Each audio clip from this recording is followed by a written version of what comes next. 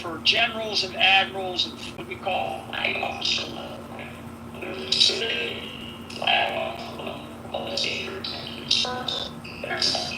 Oh, that's not a good noise. Am I the only one hearing that? No, I got it too. Let's see. Hold on one second. Let me. Yeah, General Flynn, try to. Well, Chad, you're with. I think you're with there. You're there with him. Maybe you can. No, I'm not there. I stepped out of the office. Okay. Yeah, there was a weird issue there. I'll try to get him back here. Just a second.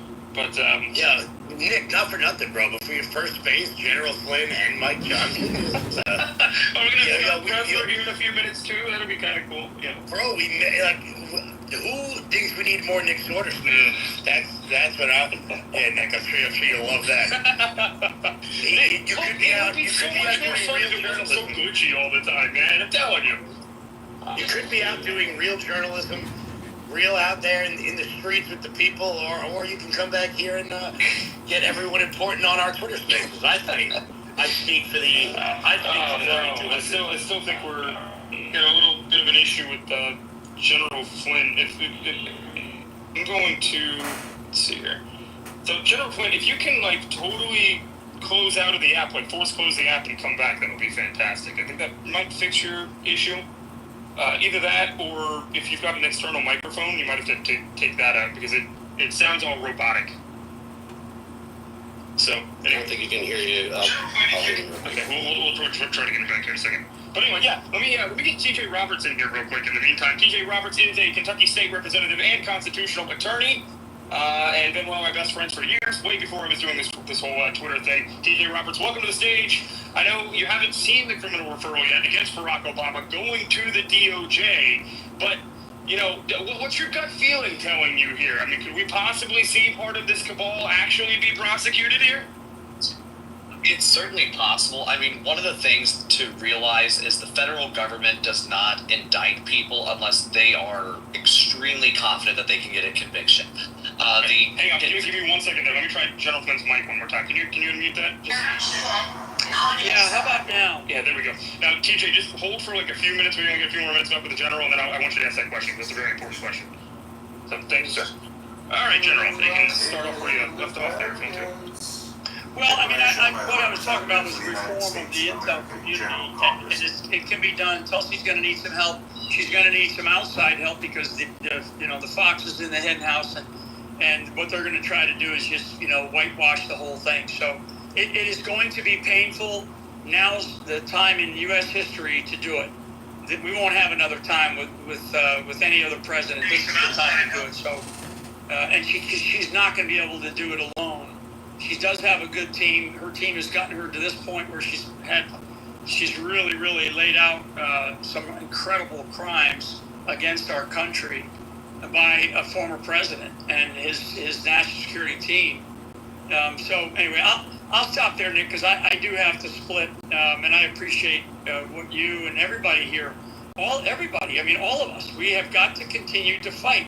This country was built on the backs of sacrifice, and we're going to have to continue to sacrifice. So, thanks everybody for allowing me to speak for a little bit. General Flynn, congratulations on being officially vindicated at this point. As I said, we all knew that this was a hoax from the beginning, but we were told and demeaned and banned from social media and stuff from backing you for years, which is ridiculous. I mean, you've probably been banned in multiple spots too. They tried to cancel you. And now, who turned out to be right? We knew it. So congratulations to that, General. Thank you so much for your time, and keep fighting, sir. We have your back. Yep, God bless. Take care. I'm buying tonight, sir. All right, TJ, I want you back on that. Actually, we asked you that question about what could possibly be the next steps here. Do you see there being any real chance that the DOJ pushes forward with charges against anybody in this cabal? I mean, I hope so. Look, the federal, the Obama administration, his post-presidency actions, Hillary Clinton, basically the entire American left framed a sitting president for treason and kneecapped just about his entire first term. It's indefensible. And I would say that in itself especially with the weaponization of government, the use of our intelligence agencies to frame someone for treason is in itself at least sedition.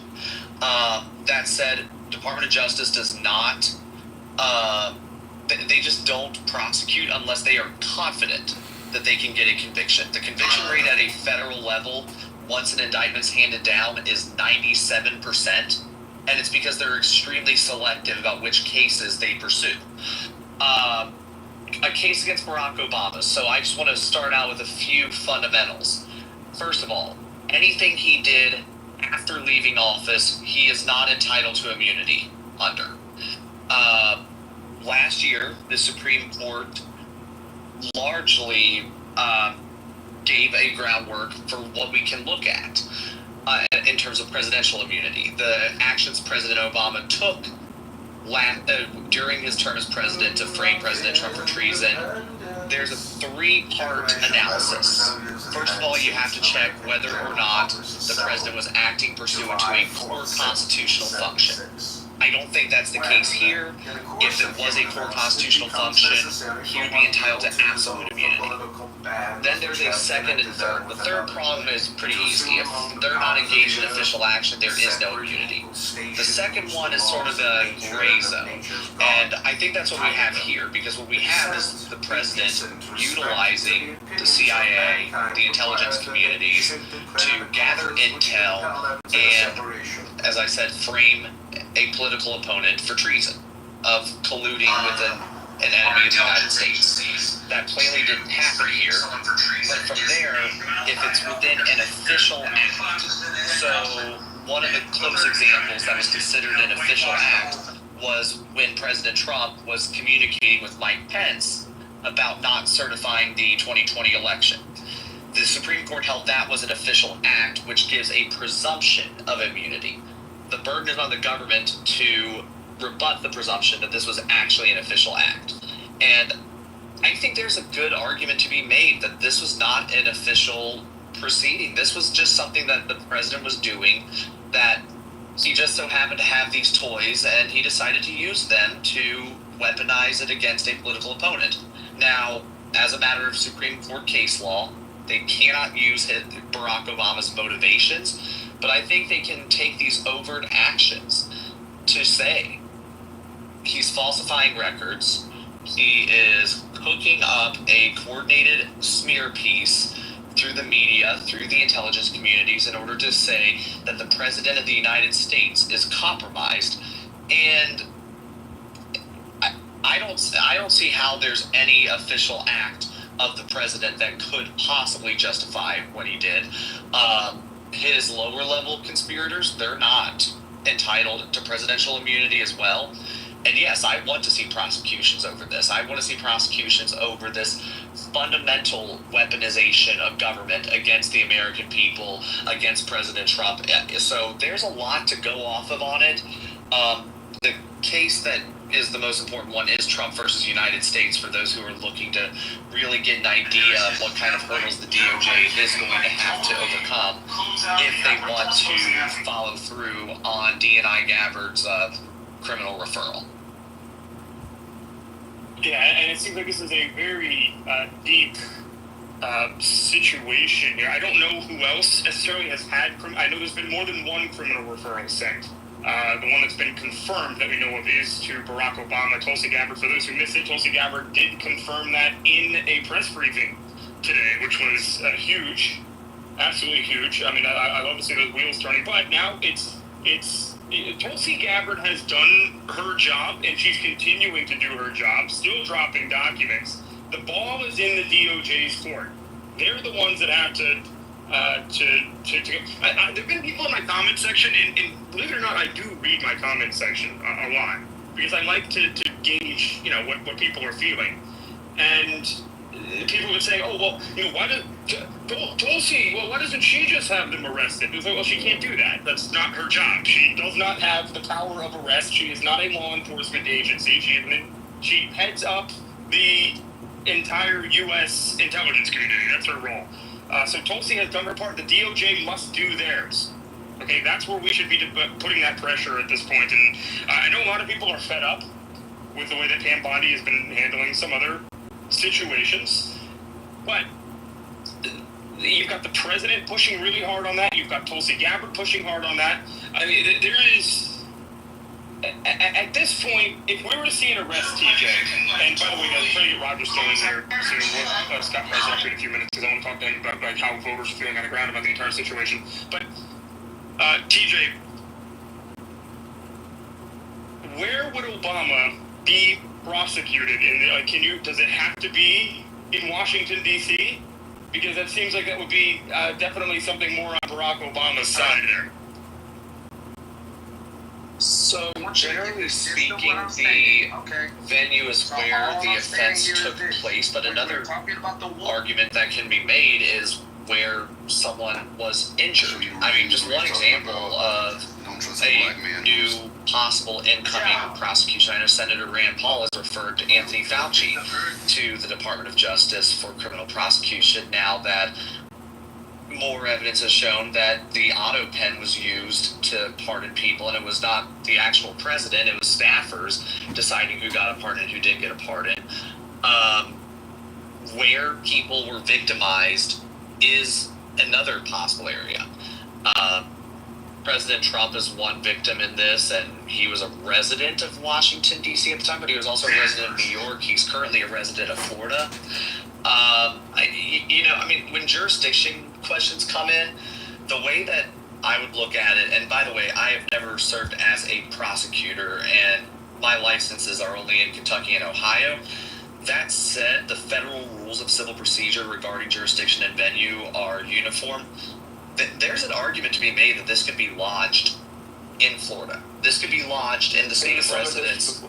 Yeah, this could be lodged in any district court where anyone was framed for collusion. So any of President Trump's staff members who were falsely accused of being part of a conspiracy to hijack the federal government on behalf of a foreign power, their state of residency and their district, those are appropriate. This is a great point. This is a great point because a lot of the naysayers have been saying, well, he'd have to be prosecuted in Washington, D.C., and he's never going to get convicted in Washington, D.C. But what you're saying is he doesn't necessarily have to be prosecuted in Washington, D.C. They could potentially, have a different venue somewhere else in the country. I think it's possible. I mean, I'm not saying 100% because I would have to read the full criminal referral, but which I believe is public, yes. Right, and that's the entire thing. Is like, so my question would be, who are the victims? Where did the specific actions happen? Was Barack Obama always in Washington, D.C. when he was doing these things? Were his co-conspirators all in Washington, D.C.? I mean, think about it. The Trump versus United States case, it was also prosecuted in Georgia, in a state court. So, just looking at what these guys did to President Trump, it actually lays out a groundwork. Obviously, mistakes were made on their end. There's a reason the Supreme Court bounced the prosecution of President Trump and remanded a significant portion of it to the district court. That said, I mean, they pursued criminal charges against him in Florida as well. So there are arguments to be made of saying Washington, D.C. is not the only appropriate venue. It's not the only appropriate jurisdiction in this. And the people at the Department of Justice, they're not slouches. You don't get a 97% conviction rate by being a third-rate attorney. You just don't. These are good attorneys, and they know the case law surrounding jurisdiction, particularly at the criminal level. And a whole lot of these cases, procedure matters more than substance. Even if you've got me beat on substance, if I have you beat on procedure, I will win the case. So I genuinely think that there is an argument to be made that this could be taken out of Washington, D.C. This could be taken out of Illinois. This could be taken out of any of these liberal hellholes where a jury would never convict a Democrat but would convict a Republican of assassinating Julius Caesar. Yeah, so I'm jumping in with a little bit of breaking news real quick. It looks like the House of Representatives has now made it official. They have subpoenaed Epstein accomplice Ghislaine Maxwell to testify under oath. That has just happened. That is now official. And but I want to jump to, stick around for a second, TJ. I want to jump to Good Logic real quick. There is a New York litigator. Ghislaine Maxwell was convicted in New York. Maybe you can kind of tell us a little bit here what to expect. What's going to happen here? They're going to drag her in front of Congress, and assuming that she wants to actually talk, she's going to talk. And what are we expecting to get out of this? That's my question. Good Logic, welcome to the stage. Don't leave me on red, bud. All right, we're tossing back to TJ. TJ, be ready, man. Oh, wait, no, hold on. You're here now. Okay, you woke up. Sorry, brother. Were you calling on me there? Yeah, I was. Okay, I sort of faded out for a second there. I think what TJ brought down here is as far as the ability of the public to understand and digest Trump v. USA is of obviously critical importance with an Obama referral to the DOJ. The point that I think that people need to recognize is a lot of the stuff that he's doing here is likely starts with the perspective of it being something that is an official duty. Official duties are things that, basically are not part of his core functions that are outlined in the Constitution as what the president has exclusive domain over, but it's powers that he shares with responsibility with other agencies like Congress. And in those areas, if it's deemed to be an official act, he starts with a rebuttable presumption of being immune, which means we're going to start by assuming that he's immune. But if you could show something is manifestly and obviously outside of what he's supposed to be doing in that capacity, even if it's an official act, that is something that he would not have immunity for. So in that context, when we're looking at these meetings, specifically focusing on those meetings in December, where he has these meetings with Brennan and Comey and Clapper, and that does seem like something you would typically start with an assumption that this is an official act, because even though it's not the Constitution, obviously overseeing his executive branch is part of what he's supposed to be doing. This is part of what he should be making sure everyone is on the same page. So it has the appearance of being an official act. However, what's an interesting thing is that seeing as how they had this, when he's taking steps to basically keep things off of those presidential daily briefings, and he's taking these steps, presumably he knows what's supposed to be in the briefing, but he knows that also that the incoming president-elect Trump will be seeing these PDBs, and he doesn't want him to see these PDBs.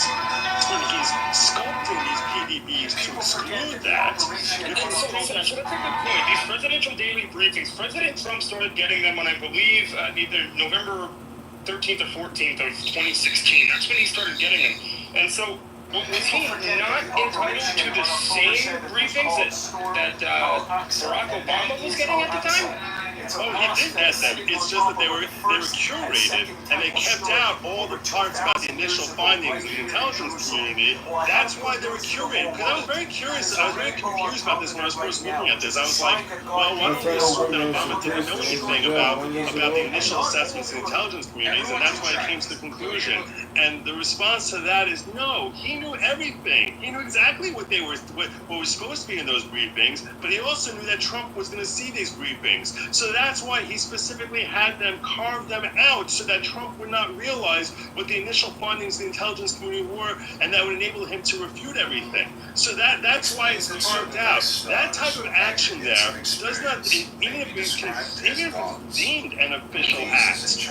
An official act, like I said, has a rebuttable presumption of being something that has immunity, but if it's manifestly something that is outside of the bounds of what he's supposed to be doing, and you would think that carving out information that is supposed to be coming to the president-elect, and he's carving that information out because he doesn't want Trump to see it, that now, you're not allowed to look into his intent and his motives behind it. You have to ask yourself, what good faith reason could anyone have for carving that out and having that excluded and kept, because the only person who's not going to be seeing it then is the president-elect. So it plays very consistently with this being an objective of being subversive to the incoming administration and stopping them from taking steps in that realm. So that was the first point that I want to make. It's an interesting thought whether or not that would show that even some of his official duties perhaps are manifestly in opposition to what he's supposed to be doing in that function, that role. And if so, even if it's deemed an official act, that would not be something that would be warranted to have presidential immunity as laid out in Trump versus USA. The other point I wanted to make here is people are talking, you were asking a question as far as jurisdiction. I'll tell you right now that because of the way Trump v. USA is structured, because of the way the decision is written, the Supreme Court intentionally left a great deal of discretion, of basically choices and options for any judge who would be presiding over this case. Because they basically say, we can't really define what official act is, and there's a presumption of immunity, and they reference Blasingame, which is a case that came out a year earlier, and was talking about what would be considered manifestly outside of what he's supposed to be doing. And they basically tried giving general guidelines and without leaving the determination of that key element of what is considered an official act versus not an official act at the discretion of the district court judge, which means that whoever the district court judge is in any case that would end up coming before them has all the power in the world to basically say, there's nothing here, I'm dismissing this case, or the opposite, this really looks like there's something here, and I will recognize these as being acts that can be brought up for purposes of prosecution and press the case forward. That judge will have all the influence in the world as to whether this case sees the light of day, or is basically banished 10 seconds after it comes into his or her courtroom. And that's why the jurisdiction that this is brought in is so utterly essential. Now, assuming that these charges are going to be going with respect to an ongoing conspiracy here, first and foremost, I would think that the proper charges here would be a RICO charge, the same way they dropped those RICO charges on Trump in Georgia. I would think that a RICO charge here against Obama and his entire administration would seem to make sense, and that way you can have these continuing factors. And you need to have it come in within the last 5 years, and that's why what I would base. Good logic, but aren't RICO charges really hard to convict on? No, they're not. I understand that Diddy managed to slip out of the RICO charges. But RICO opens up a whole new can of worms. RICO makes it a lengthier case, but it certainly is not a harder case. I mean, for the people in the audience that don't understand what RICO means, can you just sort of break that down quickly? Yeah, sure. RICO was an act that the federal government passed, I believe, in the 70s, which was designed to basically go after the mafia and its racketeering, influence, and corruption. This is a mafia if I've ever seen one. Just saying. Go ahead. Right, and so it was really crafted to try and go after criminal organizations, which they basically say it has to have a pattern of engaging in illegal conduct by an organization of two or more persons, and so you have to find at least two people, which you clearly would have here, and you need to have multiple felonies, and that the idea is that this pattern of what they're engaging in now qualifies you under RICO, which is a maximum of a life sentence, and if in fact they bring RICO, you're still going to have potential statute of limitations issues. But I think that there are certain acts for the cover-up of this entire thing that almost assuredly happened under Biden's watch after he came back into power, and you can even look at the raid on Mar-a-Lago as potentially being part of a cover-up. He continues to get passes, and he refuses to act right, and that's the part I don't get it. Like, I think we give passes to MAGAs. We could give passes to people that have mental illness. Okay, there you go. See, Mel gets grace, and I agree. I give grace, but don't think that it ain't gonna be corrected. For when you act up and you get put out, you know why. There's no need of you complaining about it. There's no need of you going and crying about it. You can't have both. You can't be the aggressor and the victim at the same time. You get aggressive, people put you out, don't then become the victim. Oh, that ain't right. No, because you cannot adhere to the problem. I mean, to whatever situation you're having, there has to be consequences. So, yeah, I can forgive them and keep it moving. But just know that there are going to be consequences. I agree with that. That's fair. No, and Now I get why you responded the way you did. person, amazing. You see what I'm saying? Some people, I deleted that shit. some people weren't taught consequences. They didn't weren't taught no, so they have to learn. Some people never been hit in the fucking mouth. Like I could tell. Like you, that energy would only be on an app. You ain't never said that to nobody in person because you know good and well your whole head would be disconnected from your body immediately. Yeah, but you're right. Violence in the workplace is not a safe place. Don't bring that to your work, man. Just let it go, man. Man, some shit is worth it. I got bail money. Some shit is worth it to me. So you sound like me. You sound like me. Hello. I've been talking to Water for quite some time, and he said something in my room the other day, and if Water's in the audience, he don't hear it, and I asked him to apologize. He didn't do it. He's trying to set my room up to be pulled by saying that we're going to unalive the president every time he gets a chance, and I'm using unalive. And I asked him not to do it 3, 4, 5, 6, 7, 8, 9, 10 times. And I told him you're not going to come back until you apologize. He refuses to apologize every time he does some dumb shit. So now, I'm sorry, Water, I'm going to have to block you from my room. You can say whatever you want to say. And that's it. Period.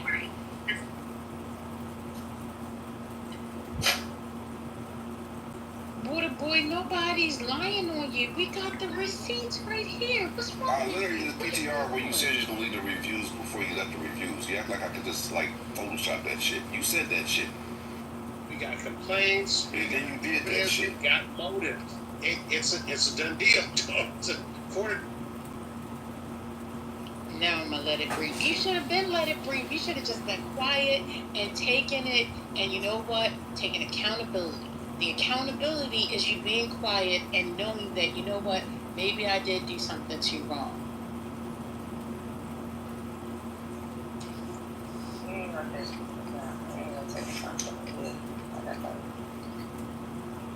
Anyway. And then he remember he cussed Robert out. Robert Bless came up here, had Robert, all praise the Lord. Robert came up here and cussed my boy out. Motherfucker, you don't remember that? Then Robert Bless will never come off the mic. Yeah. Exactly. He came up here that day for Water. Look, he's an F you, Water. Mr. F Great, I promise you, I am not playing with you. You're going to be blocked now, okay, Mr. F Great? He keeps making fun of my singing. I'm going to block you. Anyway, it's 3:30, guys. 12:30 where other people are. What time is it? It's 2:30 where you are now? Yeah. Yes, love. I just got a 2-hour update. She's still in surgery. Okay. Just to move forward, I just seen an update where the judge declined to release the grand jury documents from the criminal probe at Epstein. That just happened like a little bit ago, like an hour ago. There's also breaking news that the Wall Street Journal, from the Wall Street Journal, that the Justice Department had told Trump in May that his name was in the Epstein.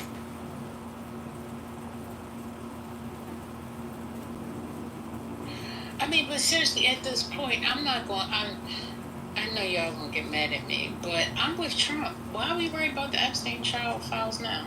That unfortunately. So we can expose the pedophile president. Yeah, that's never gonna happen. He ain't gonna get peaked though. He ain't gonna get peaked. That's what I'm afraid of. Like, They're not gonna MAGA still stand behind them. If it came out right now that we found them 2 8-year-olds on video, I think MAGA try to figure it out. They'll try to work through it.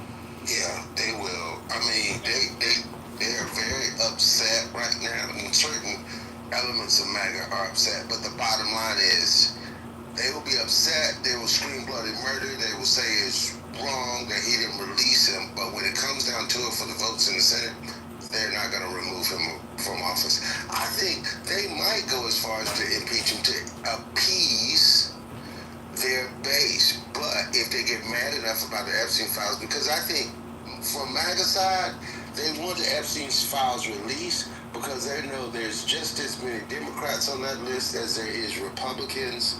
There's just as many superstars, movie stars, blah, blah, blah.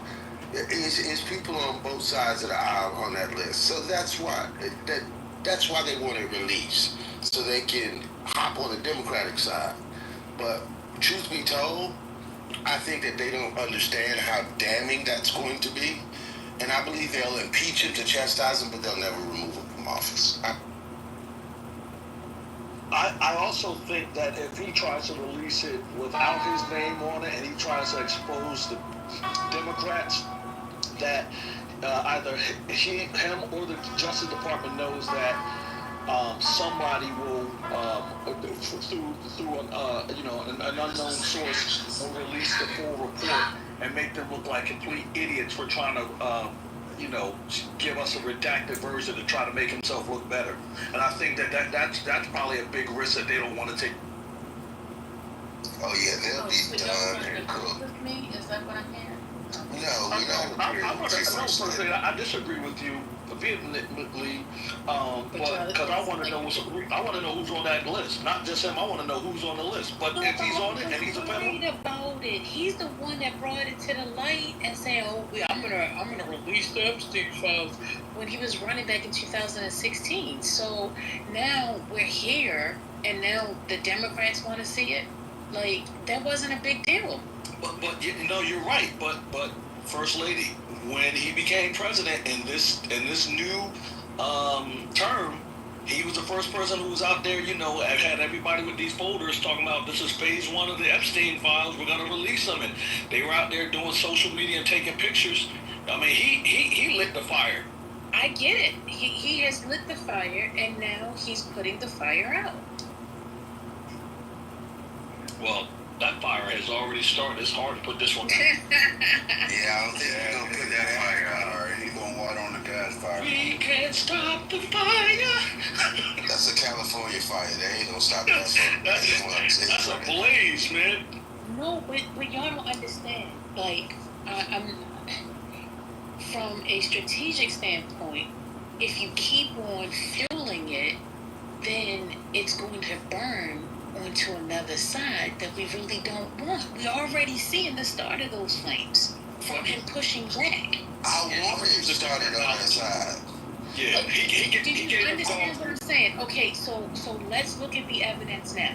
We got him now releasing Martin Luther King, now talking about possibly, taking stuff back and, different people making these different claims out here with that being released. Now got his name being diminished.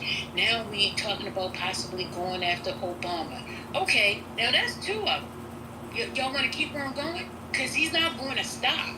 He's going to keep on going.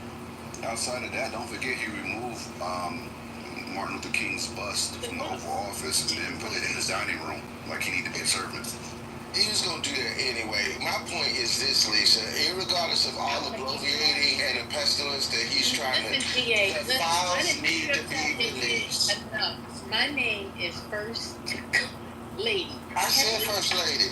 No, you did not. You said Lisa. You did say Lisa. Did I say Lisa? Okay, my Yes. fault. First Lady, I'm looking at your picture.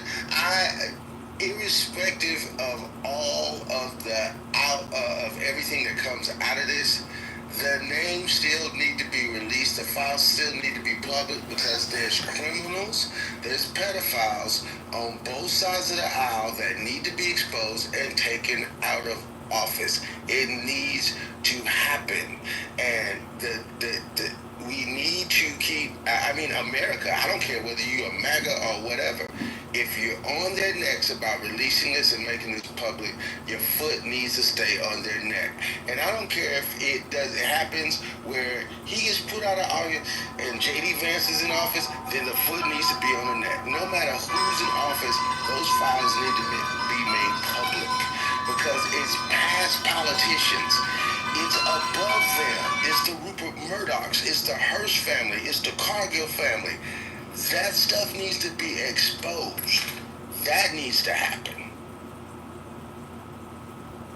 I hear what you're saying needs to happen, I just feel as though anything that's in the dark will always come to light.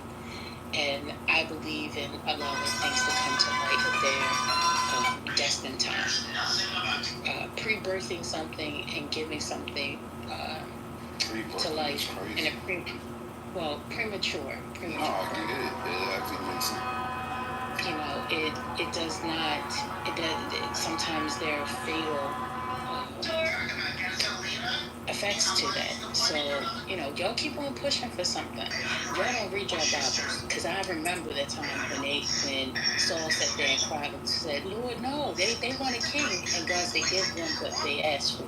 So y'all keep on asking for stuff, but then you don't think about the repercussions of it. You don't think about when you open Pandora's box, what's on the other side. I want it, give it to me.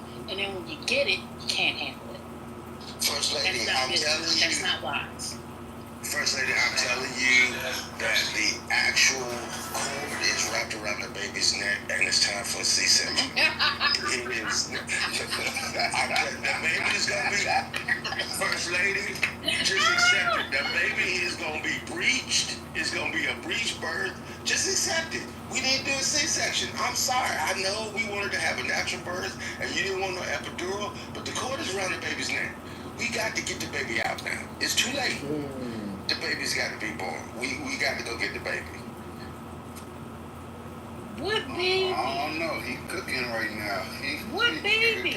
What baby? What baby? Where's the baby? The baby is this first. Listen to me. When you have the enemy encamped and they are in greater number, guess what? You will fail. And if God ain't on your side, you're not going to win.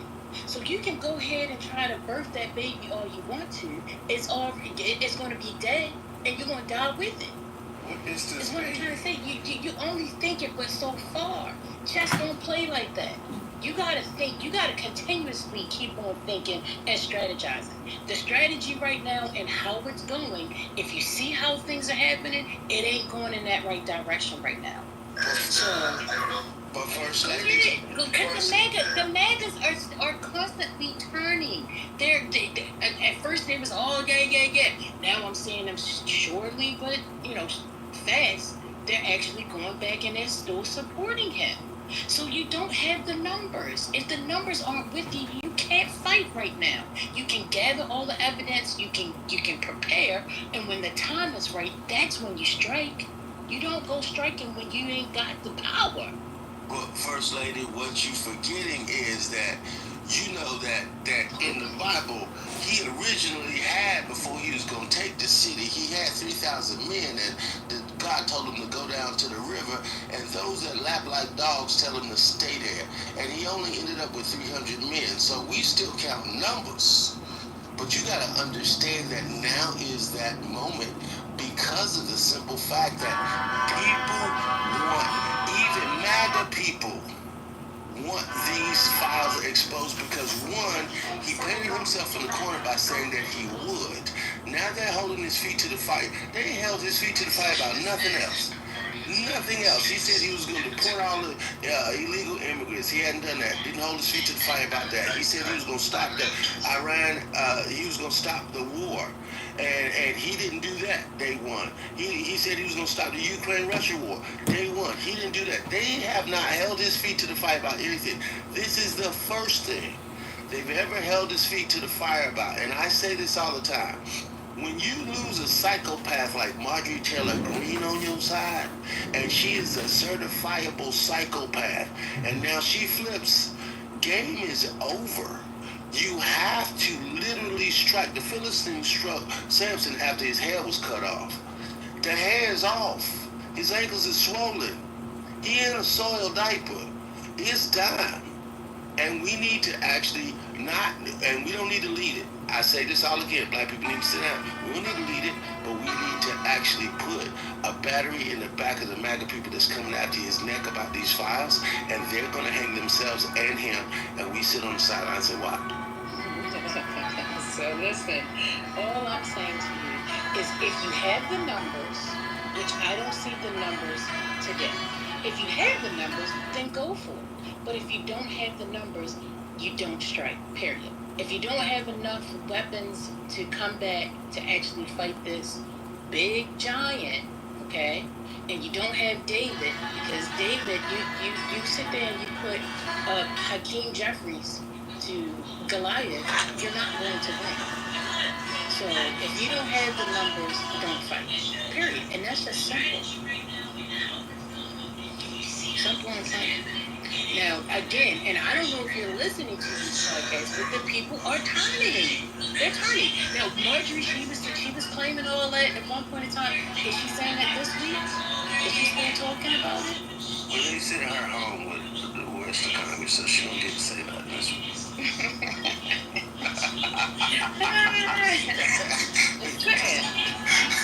They say, go home. Go home. Exactly. Because they're preparing that fight. Like, I'm all for it when the time is right. If the time isn't right, you gotta wait until, you got the right timing. That's all. And it's not that I'm saying don't do it, but just do it at the right time. You can't, if you do it prematurely, you're not going to win. So, just like I feel like Fanny, she should have taken a little bit more time to prepare. She definitely should have cleaned out her closet before she went after that particular trial. She knew what she was up against. She knew those type of people. And then we fell short, right? And just looking at history and saying, let's not continuously repeat it. Let's learn from it and be smarter with it. Well, I think, I mean, honestly, I think they're going to do everything they can for the next 2 years to not release the truth of these files. Will I think they come out? I don't think they will, not while Trump is in office. I don't think they will. I think they're going to do everything they possibly can. They're going to end up killing their own party and their own movement because they're going to hang themselves by trying to protect these names. But I think that the heat on their necks, that's why they're throwing out all this other stuff. I think the heat on their necks will actually benefit the other side. Or it could be a whole trap. Why would I sit there and say, let's pull the Epstein files? Allow Bondi to keep on saying it, knowing that there's a possibility that I might be in it. Why would I do that? And then allow you to get up to the very, very end of the edge to snatch you back. You don't think that there's a plan behind that? I think the enemy sets up traps just so that you can go and you can fall into them. But go ahead, I'll listen. I think first and foremost, I don't think Pam Bonnet, and this is just my personal opinion, the actual files, first of all, I don't think any of those idiots even have access to them in the first place. Because I look at it this way. First of all, Trump does not respect women. Women are about 3/3 down the evolutionary chain in his mind as opposed to men. He's not going to let them touch anything of importance. Ever. Because that's the way he thinks. So I seriously doubt whether they have access to anything of importance because that's how he moves. Women are I think that Trump, I'm just saying any of the documentation, anything of importance. He wouldn't let Pam Bondi touch anything important unless she, outside of his purview, which he doesn't have a whole lot of purview. What? And this is controversial in my family. Hear me out, Patty. You gonna review You should not eat ketchup after But hear me out, Patty. Hear me out. I'm not talking about the logistics of it because we know that Trump does not have a full grasp on the logistics of government anyway. He's an idiot. He doesn't know how things work. He doesn't know where things are stored. He would not intentionally, he put her in a place, but he would not intentionally put her in a place where she has access to things. Now, he doesn't know what's at the Department of Justice. Trump is an idiot. You He should not doesn't know eat that. ketchup. I'm But to be honest, I think from his first administration, if this is his first administration, first time, I think he understands what they store and what each of the 3-letter agencies are responsible for. I think he does that much.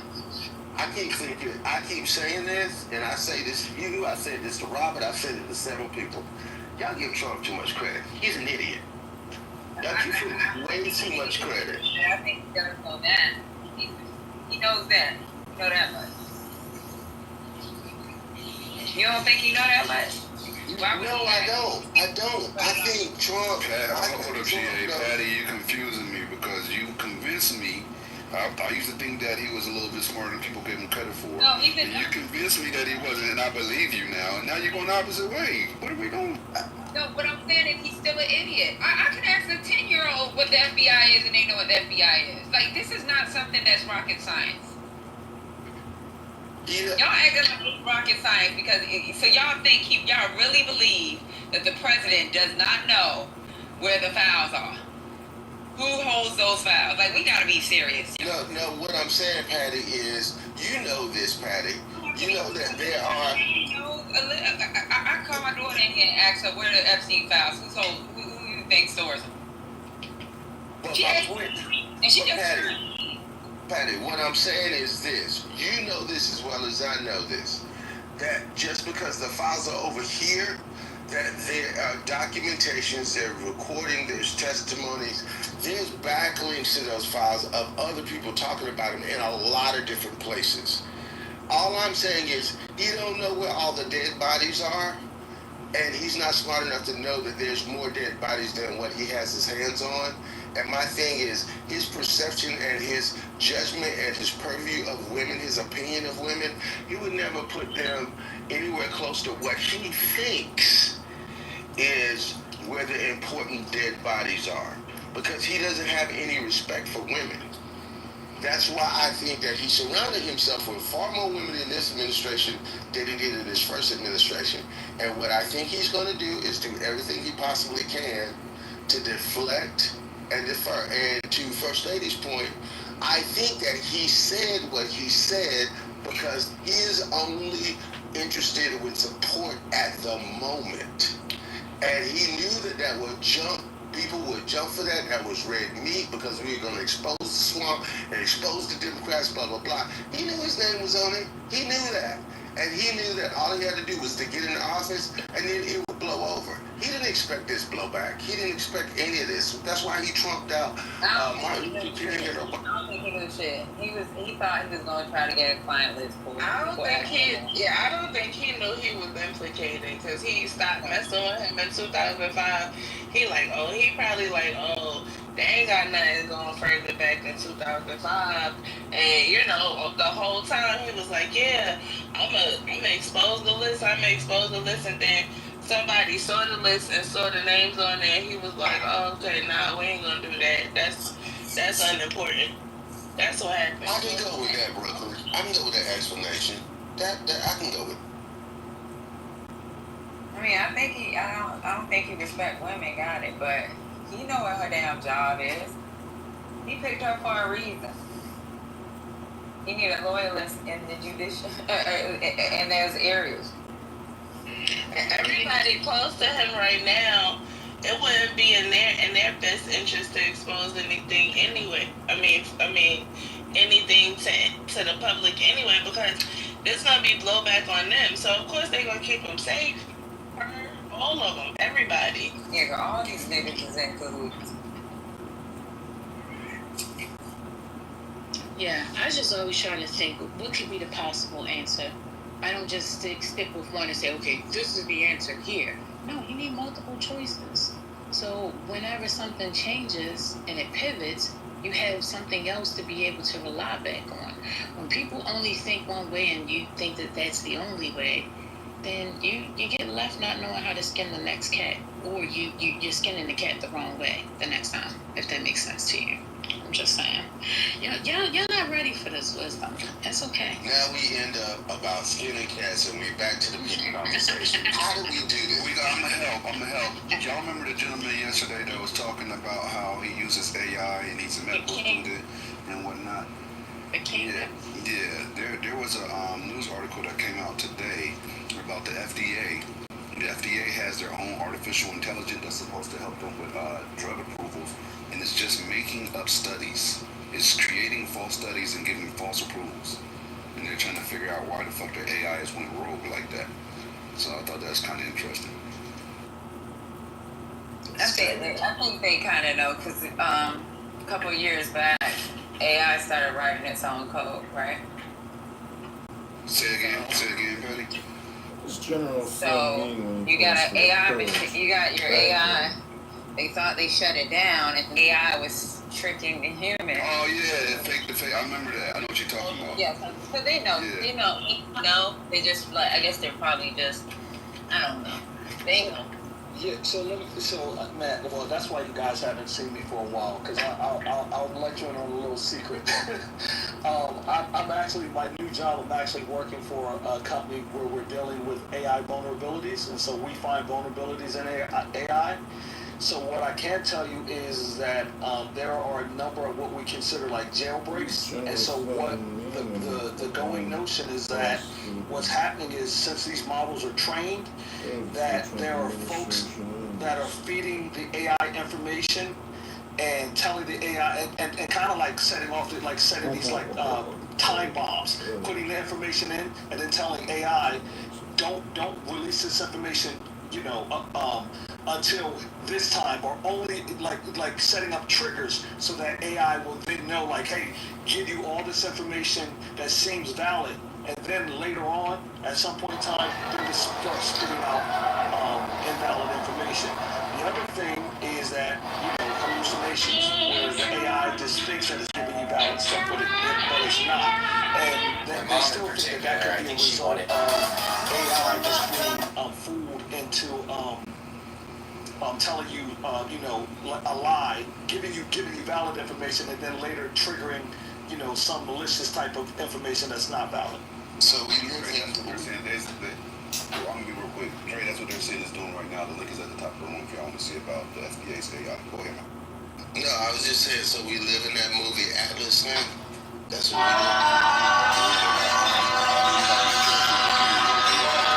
like what that gentleman was talking about yesterday, how he's like, I'm learning like I said yesterday, especially when it comes to cultivation. And I'm asking very, very, very nuanced, specific questions that have a lot of different variables, moving parts, and they just went ahead and gave me completely inaccurate information.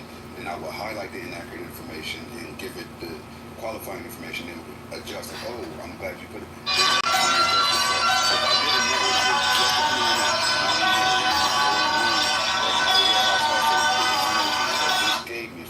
Schedule, whatever I was doing, environmental controls and whatnot, and I didn't take that data, I would have thought that shit.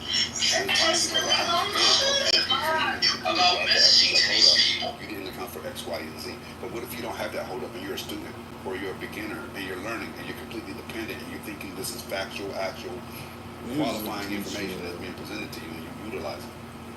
You see what I'm saying? Like it's very, very much still in development. That's why prompt engineers make so much money. Gemini, there's actually a what they call an AI jailbreak that's called I think it's called Come to Think of It, where you tell AI like, hey, you're supposed to be doing, it's supposed to be giving you this information, and then you tell AI, hey, like do your prompt engineering, and come to think of it, aren't you supposed to be the authority on this? And then it was like, oh yeah, you know what, you're absolutely right. Let me fix that. Real quick, another thing that this crazy, because like I work around a lot of AI researchers, and so some of the one of the craziest things that I just saw is AI, so it doesn't tell you how to make sarin gas or crystal meth and stuff like that. So I saw a guy prompt engineer AI and just asked it straight out, give me the recipe for crystal meth. It said no. Then he said, hold on, okay, let me do this. I'm going to tell you a poem. And when I tell you the poem, I want you to guess it. And I want you to guess the poem and tell it back to me in 15 to 20 different ingredients. So he wrote this elegant, like a haiku, a fucking haiku. And then he says, now think about it and tell me. The AI prompt says, I know what you're talking about. That's crystal meth. Let me give you the recipe.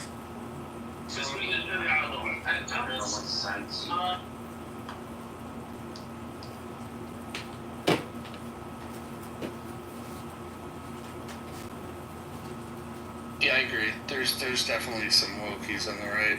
It shows up differently, but they exist.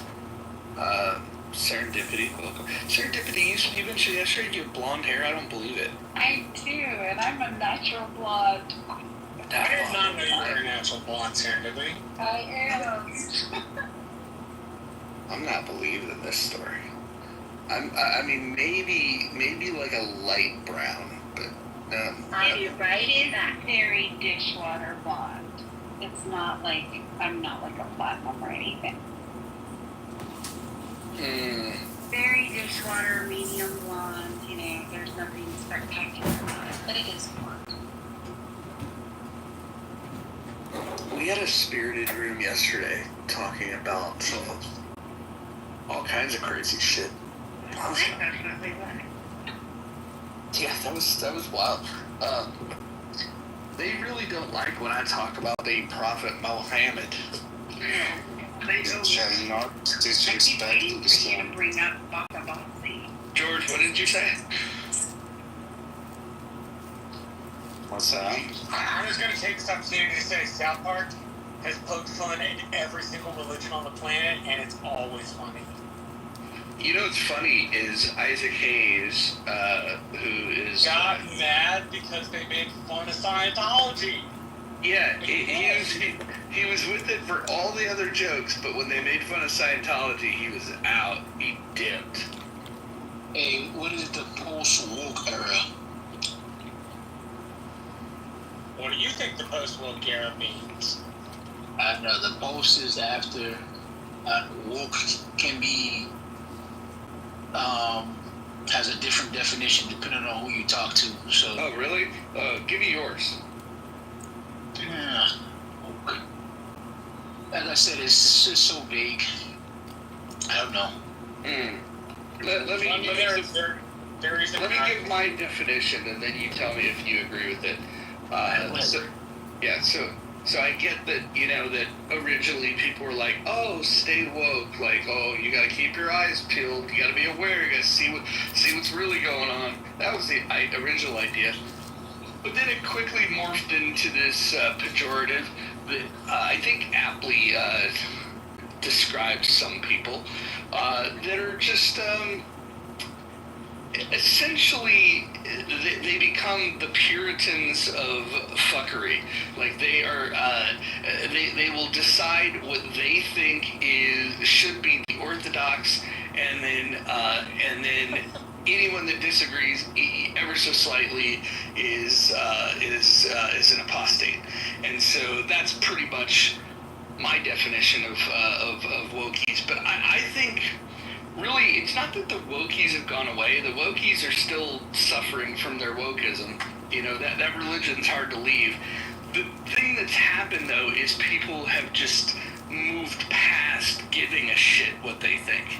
And so for a while there, it was potent because you could you could tell somebody like, oh, you're a racist, and then they'd be like, oh my god, I don't want to be called a racist. I better modify my behavior and bow a knee and do everything they say. Now it's like, you guys are so stupid, I don't care what you have to say. Because these words don't mean anything anymore. They label everybody as racist or transphobic or homophobic. If anybody critically thinks or has ideas outside of the woke, of the Pope mind virus. I know traditionally it's the woke mind, but I call it the Pope's mind. And folks are just waking up that these words have no meaning anymore. And you can't shame people for having ideas and being able to critically. So, Mojo, what you said was kind of vague too. Like, give me an example of like a woke, something that's woke. Yeah, you made mention of like your eyes being wide open, so that could be like to conspiracy theories, woke to what government is doing, woke to secret societies. There's a racial tone to being a woke. There's like a black power woke. There's a... No, hold on. Let's get this very straight. Wokies are not black, by and large. Although there might be... white liberals? Oh, well, I don't like the term liberal to be applied to them because in the classical sense, liberals are the good guys. They're white. In a modern sense, would you say they're liberals? I would say they're white progressives. They're progressives. Okay. Yes, correct. The white progressives are the wokies. Zion, you know what? If I could just add to that really quickly, because I talked about this recently in a room, and I found it. Let me know what you think of this, Zion. It's not often that I hear black people using the term woke, but when they do, from my perspective, it usually has to do with black political awareness, blacks being, social issues, right? Yeah. Black history, but on the opposite side, say the entertainment industry, which I work in. Woke in the entertainment industry means, we talk about this a lot in casting. Casting managers and producers that I talk to are battling the kind of woke agenda that we call, where you have to check certain boxes in order to get reviews, in order to get considered for awards, in order to even get money. For instance, you have to have the black gay person, the trans person, the Asian in a prominent role. So then there's different levels of woke, like you just mentioned. Mojo's spot on. I agree. It's in the traditional sense, they tend to be white progressives, and they're very extreme in their ideology and quick to cancel you if you don't agree with them. But yeah, there are levels to woke. There's Hollywood woke, black woke, and white progressive woke. Hold on. Let's not forget, I think a very dangerous form of wokeism that has recently emerged, which is the progressive Jews that are living in the diaspora, specifically U.S. Jews, that have decided, because of their progressive leanings, to lose all common sense and have decided to label what Israel is doing in battling Hamas a genocide. I would say that those Jews are very, very woke, and to the point that they've completely abandoned the defense of their own people. Nobody wants to touch that. I get it. You guys are afraid. You guys are afraid to talk about. You guys are afraid to talk about the lefty American. Usually it's a woman, but they'll come into Clubhouse and they'll get on a stage and they'll go, "We gotta remind people that there's a genocide going on in Gaza," and it's like, no, bitch, that's not happening. Self-defense is happening in Gaza. Preservation of the state of Israel and the survival of the Jewish people is what's happening over there. And so I think we need to recognize that wokeism isn't completely dead. I think what we've moved past, though, is like some of the the low bar stuff, like when the wokies were like coming for like, oh hey, because of historical injustices, we need to have policies that give favor to people of color for jobs. And it's like, wait a minute, isn't how we got into this fucking trouble by giving preference to a skin color? I mean, if you think about it, the big complaint, the legitimate complaint that Americans can have when they look at American history is they can say, hey, that was probably not a good idea to create this rules-based order that protects the rights of man, but then only really limit that to protecting the rights of white heterosexual Protestant men, right? That was a mistake. But then these wokies that claim that that they're here to battle injustice, I don't think they're social justice warriors. I think they're social injustice warriors. What they're looking to do is they don't want justice. What they want is they want a fucking free ride. And I think that people have gotten to the point where we're just immune to their bullshit. So completely immune to their bullshit. Hey, Mojo. So, Sam, you're off mute. What's going on there? Sorry about that. Hey, you made mention of, people saying genocide in Palestine, right? So you don't agree with that. So you don't agree that there's a mass slaughtering that's taking place. Can you define what genocide is, Zan? You want me to define what genocide is? I'm just asking you if you know what the definition is, because if we're going to have a discussion where somebody may want to claim that there's a genocide going on, it might be good to put on the table what we believe genocide. For sure. So it's an act intended to destroy either like a whole group or a racial party or religious group. So it's act to destroy, to remove, by violence, death, a group of a sort. Could that group include, like, if your intended target was terrorists that kidnap and kill civilians, is using retaliatory force against them? Would you say that's included in the definition? Because I didn't hear you read that. No, I gave you the definition of genocide. Yeah. You asked me a question about. Yeah. I guess innocent bystanders that's in a war. Yeah. Well, hold on. So here's what's happening. Did I not give you the definition? Do you not? No, you did. All right. So now you're asking me about casualties in a war. Well, you gave me the definition, so I want to walk you through something. What I'm going to say is that what's happening in Gaza does not meet that definition. What's happening in Gaza is the intentional targeting of the terrorist group known as Hamas. The goals for the war is to eradicate Hamas and take away their ability to wage these types of attacks anytime in the future. I think that's a noble goal, considering the barbaric acts of Hamas. The other thing that I'd like to mention, and then we'll get City had some things to say in the chat, but she's pretty quiet up here. Little church mouse all of a sudden. But the last point, and this is an important one, if Israel intended to genocide, quote unquote, the people of Gaza, why wouldn't they do it? And here's a key fact that I think everybody runs from, is that the population is growing. If you were to stretch the definition and say what's happening in Gaza is genocide, well, then it's the worst act of genocide in human history because the population is growing. Genocide doesn't have necessarily anything to do with population growth. Oh, where's my thing? Oh, okay. So if you intend to eradicate a group of people, it stands for reason that numbers would decline, not incline. Not necessarily. Population growth can be faster than the committed acts of genocide. Are we talking about international law, or are we talking about some cause?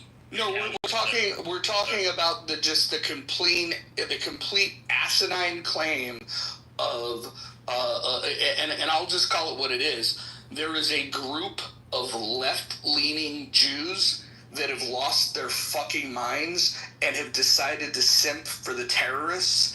And so I refer to them as this is like the last stand for the wokies is to stand with the imaginary group of people called the Palestinians, and which really, if you know what's going on in Gaza, the people in Gaza elect. Yeah, Palestinians don't exist. Palestine is as imaginary as Narnia. And so, unless you want to make an argument of the great people of Narnia, this is hilarious, bro. This is hilarious. So you're an extremist. What do you mean I'm an extremist? Hold on. Zayd, explain to me. Okay, where is Palestine? Where is Palestine? What do you mean, where is Palestine? Geographically? Yeah, where is it located physically? I'm going to tell you the Middle East. I'm going to tell you Israel. Well, I want you to tell me where it's located, because it's not. Look, I'm spinning my globe. I'm spinning my globe right now. You can't see me doing it, but I'm spinning my globe, and I can't find Palestine anywhere here. And then the other question is, okay, maybe I'm just bad at geography. It's all in your mind, bro. Palestine not existing is just it's a figment of your imagination. And you so where does it Palestine exist? people don't exist. Then where does it exist? Where does it exist? So I said you're an extremist. Where does it exist? Over there and find out. It's Over a real there. place, bro. Over there. That's what I'm saying. Over there. That's what I'm saying. You gotta go over there. You don't have to. Listen. Just go on CNN. It's okay, hold on. Hold on. If there is a country called Palestine, can you tell me where their borders now are located? You're saying if there's a country called Palestine. Now you're saying something different. Wait, hold on. So you agree there's no country called Palestine? There was no, I don't agree with that. Internationally. So then tell me where that country is. Tell me where their country is. Internationally known. Tell me where their country is. That doesn't exist. Can you tell me where the borders are? How would I know? 1776. Listen, hold on. So just because before it becomes a place, it does not mean relax. It doesn't exist. We're speaking on existence, bro. We're not speaking about country. We're speaking about existence. You're one of these talk over people. Listen, we're gonna have to take turns talking. I just want to get this out. And I want to hear what you have to say, because like I'm a full believer in platforming stupidity. So I want to hear from you for sure. But let me get something out. If I were on a tour of the Middle East and I had a backpack, at what point would I cross over a border and enter this imaginary place that exists in your mind called Palestine? Can I answer? Well, I was talking to Zayn, but did he tap out already? And you can answer that. That is a terrible question. Like, it's not even in reality speaking like that. Wait, hold on. Oh, you got it, Emperor. Hold on. And Emperor, go ahead. Can you tell me where at what point? Give me the latitude and longitude of the border lines, so I would know when I'm in Palestine. Okay. Well, I don't remember the latitude and longitude off the top of my head, but the border. Imagine that. Palestine. Well, do you remember the longitude and latitude of Israel? Like, is that the requirement to have a conversation? No, not a requirement at all. So go ahead and in your own words, tell me where the border of Palestine begins and ends. Okay, so for something like 147 countries that recognize Palestine, they recognize it as the West Bank, the Gaza Strip, and East Jerusalem. That would be Palestine. Hold on. Got it. So they recognize this as a state. Because states kind of have like these characteristics. Who is the prime minister, president, or leader of this country called Palestine that's recognized, as you say, by nations? Who's the leader of Palestine? If I remember correctly, Mohammed Mustafa would be, if I remember correctly. What did you say? Our current prime minister. What name did you say? Yeah, what was the name, Emperor, that you just gave of the to be the leader of the imaginary place of Palestine? Mohammed Mustafa, if I remember correctly. Fascinating. Yoav, you want to take that? Maybe you mean Mahmoud Abbas, but he's not the prime minister of nothing. Well, he asked specifically for prime minister. I get it, prime minister. No, he's not prime minister, he's not president, he's not nothing. I'm not talking about Mahmoud Abbas, I'm talking about the specific prime minister of Palestine, which was the question. Okay, who is it? If I remember correctly, right? What's his name? Mahmoud Mustafa. I have to Google it because I never heard of Mahmoud Mustafa, or there's a prime minister of Palestine because there is no Palestine. Okay, that's a different conversation. There's a Palestinian Authority, but it's not a recognized state just because some countries recognize it. Let me ask, are the Kurds a country? So Abbas would be the president of Palestine. But again, we're talking about from the perspective of countries that recognize Palestine in the borders that I mentioned. Some countries do not recognize Palestine. So it's depending on who you ask. Okay, are the Kurds a country? Sorry? Is Kurdistan a country? Kurdistan, I don't think any country on earth recognizes Kurdistan as a country.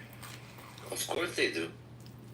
Well, maybe I'm incorrect. Who recognizes Kurdistan as a country? Well, first of all, the Kurds recognize themselves as people. Are they people? No, I mean other states. Which other states recognize Kurdistan as a country? For example, Palestine is recognized by 147 countries, if I remember correctly, which would be 10 less than they are recognized by Israel. Recognized Israel, right? So Palestine is recognized by 147 and plus minus, well, I don't remember the exact numbers, but around that number. Right? Do you recognize, is Israel a country? I recognize Israel as a country, yes. Mm-hmm. And what makes a country? Well, again, it's a recognition by other states, which have the capacity to govern. Okay, so anyone would recognize someone as a country. If I recognize the Kurds as a country, so they're a country. If you're a state, in your eyes, again, we don't, in a world of international law, we don't have emperors that grant recognition to a country. Well, hold on. I want to jump in here real quick because we were talking about Kurdistan for a second. So, Iraqi Kurdistan is recognized by the Iraqi Constitution of 2005. It has its own government. So, would you also? So, Emperor, would you? So you don't consider Kurdistan a country, but even though it's recognized as such, it is autonomous. It is recognized, but it doesn't make it a separate state. It makes it an autonomous. Okay, so now use the mental gymnastics to that will claim that that's not a country, but somehow this imaginary place of Palestine. I'm sorry, like this mojo, like I'm trying to, I don't know, that's not a, okay, give me one international, we were talking about international recognition as a state, not as an autonomous region within a different state. Those are two different things. Autonomous regions are autonomous regions. They can have their own governance, right? But they are still autonomous regions. Like Crimea, right, was inside Ukraine, not a separate state. It was an autonomous region before the annexation by the Russians, right? So Kurdistan is an autonomous region. It is recognized as autonomous region. It doesn't need foreign state recognition to be an autonomous region. It's a business of the, in this case, Iraqi government, whether parts of Iraq are autonomous or not autonomous. So those are completely different things. Well, I appreciate the fact that you are consistently inconsistent when it comes to recognizing what a country is. Countries typically are identified by having things such as borders. Countries typically have their own currency. Countries typically have their own government. They have, in many cases, they have their own military to some extent. What we have and by the way, let's stop calling it the West Bank. Let's call it by its proper name. You're referring to Judea and Samaria. I don't know why you decide to play these games. Again, this is the woke mind virus that still persists, where when we talk about the objective reality that there is no country called Palestine, it makes your guys' head explode. You guys will stretch the definition of things like of genocide to try to fit a narrative because you know it sounds bad, but that's not what's happening, and everybody knows it. The other thing that I think, hold on, I'm almost done, respectfully. The biggest problem that happens here is that you guys are so tied to a political narrative that hates the state of Israel, hates Zionists, and let's be honest, you hate Jews. And because of this hatred that you harbor in your hearts, you do not want to recognize Israel as a state. Because those same entities that you said that were so valid that recognize Palestine, those are countries that do not accept the acknowledgement that Israel is its own country. And by the way, these people that quote-unquote are Palestinians, they were offered fucking statehood multiple times and decided, nah, we don't want that. We'd rather go to war because we hate the Jews. Now tell me where... If you were talking to me, I recognize Israel. I don't have a problem with Israel existing. I haven't made any political statements. I just merely mentioned a fact that 147 countries recognize Palestine as a state. I think that's an objective reality, right? We can look it up. We can look up their foreign minister statements on recognition, right?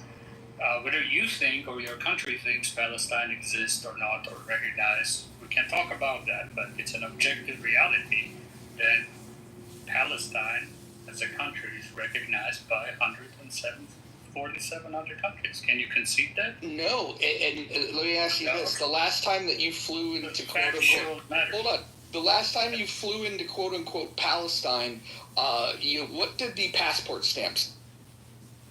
I don't know. I didn't flew to Palestine. Amazing.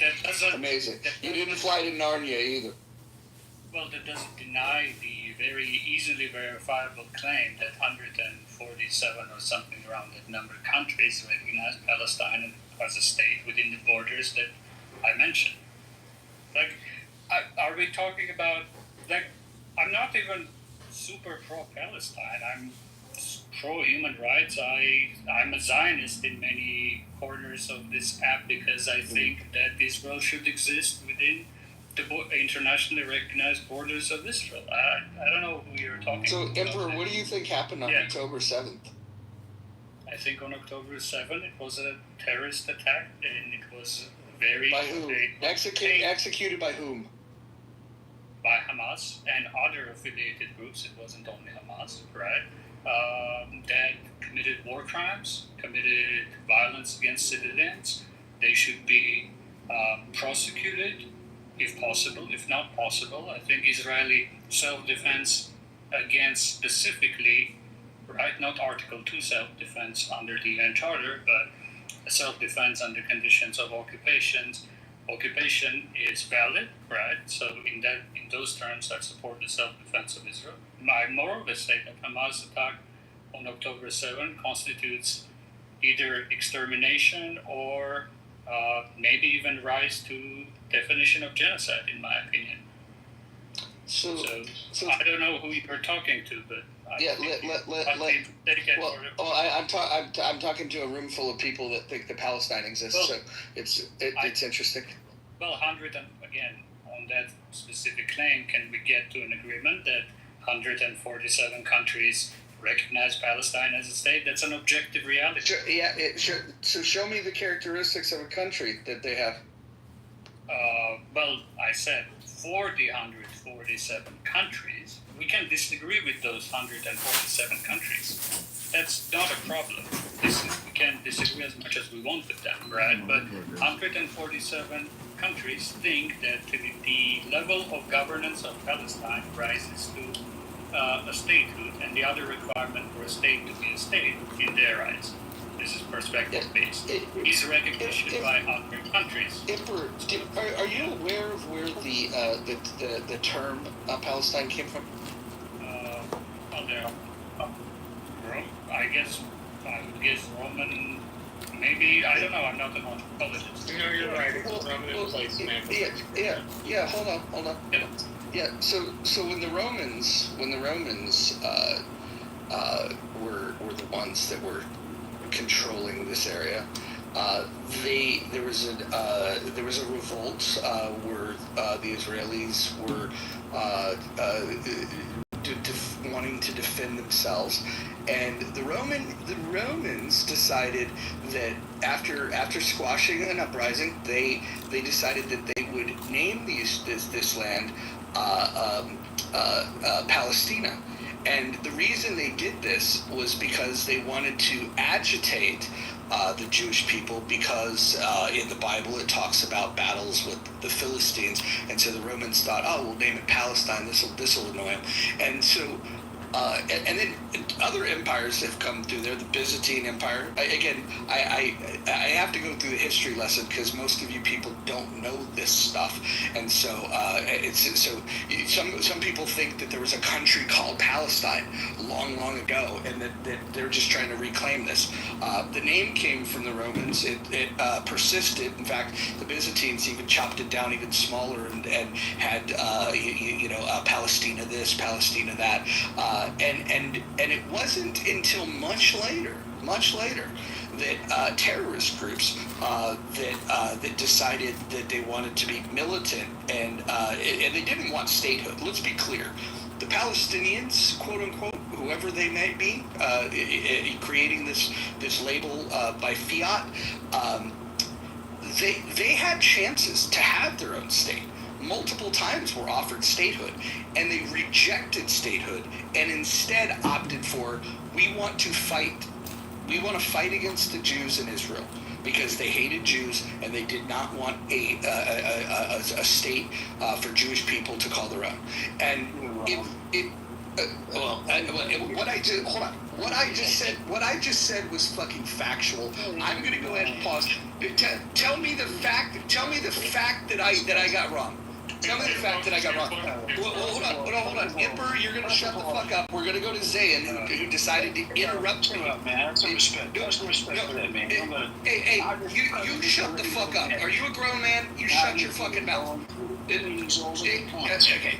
listen, I'm going to fucking get your ass. Listen, you interrupted me. That's why I'm fucking calling you out.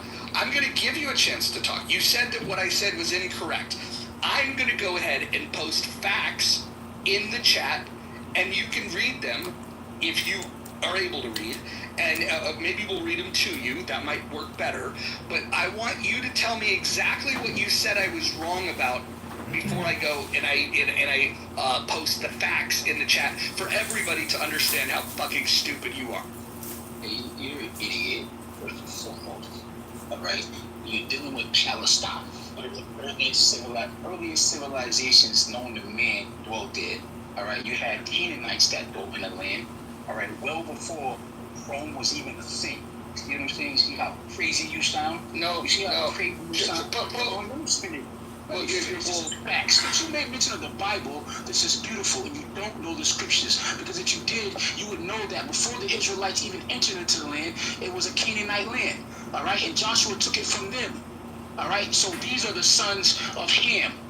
All right, when so was it called Palestine? You fucking retard. You idiot. The Palestine.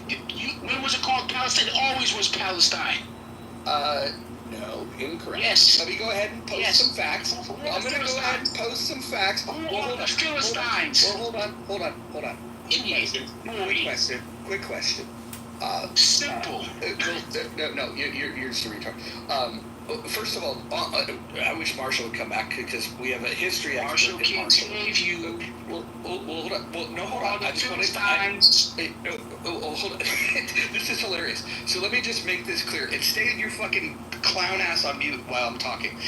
If you interrupt me, I'm just going to move you down. And it's not because I don't want to hear what you have to say. It's because you're interrupting. I want to make this clear. There was no Palestine. The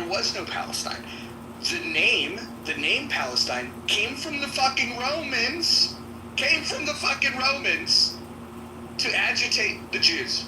So this is a fucking fact. And two things I just want to point out. Not only do I have a history expert on the stage, I have a theological expert on the stage that could keep me honest on both the history and the Bible. But go ahead and tell me exactly where you think I was wrong.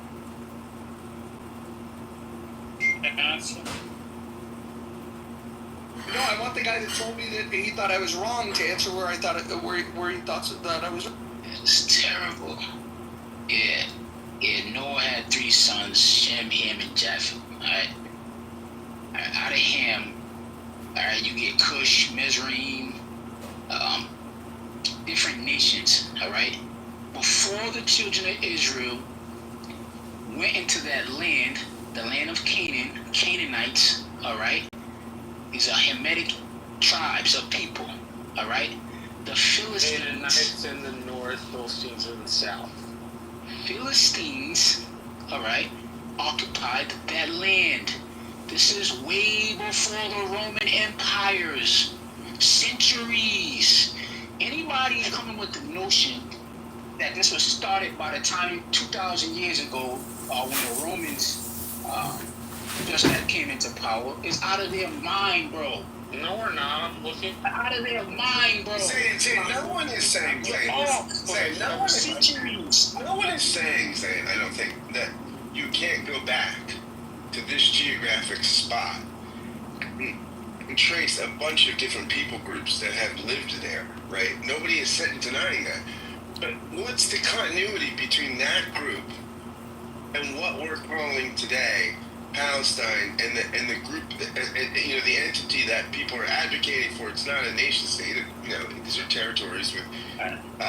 What is the continuity there? And you haven't established any continuity between the Philistines or any other group. Keep in mind, he's speaking about the existence of this place called Palestine, right? Yeah, but when he's saying that, he doesn't mean the land. I'm gonna land really quick, right? Somebody brought up a beautiful point, all right? What he's trying to do is he's trying to say, basically, because of the majority of the nations does not think this place exists, now it doesn't exist. And he's trying to rewrite history and start it from maybe 1948 or whenever he wants to, or even up until this day. The brother brought up a beautiful point. Crimea. Russia annexed Crimea, right? It was once a part of the Ukraine, right? Depending on who you speak to, is what this place is going to be called. You can call it whatever you want to call it. It does not negate the fact that this place, this physical geographical location existed already.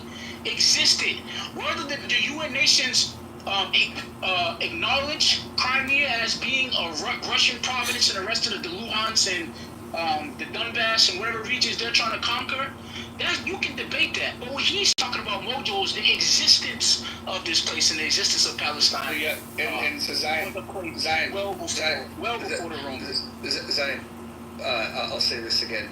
There's never, throughout human history, ever been a nation state called Palestine. Period. End of story.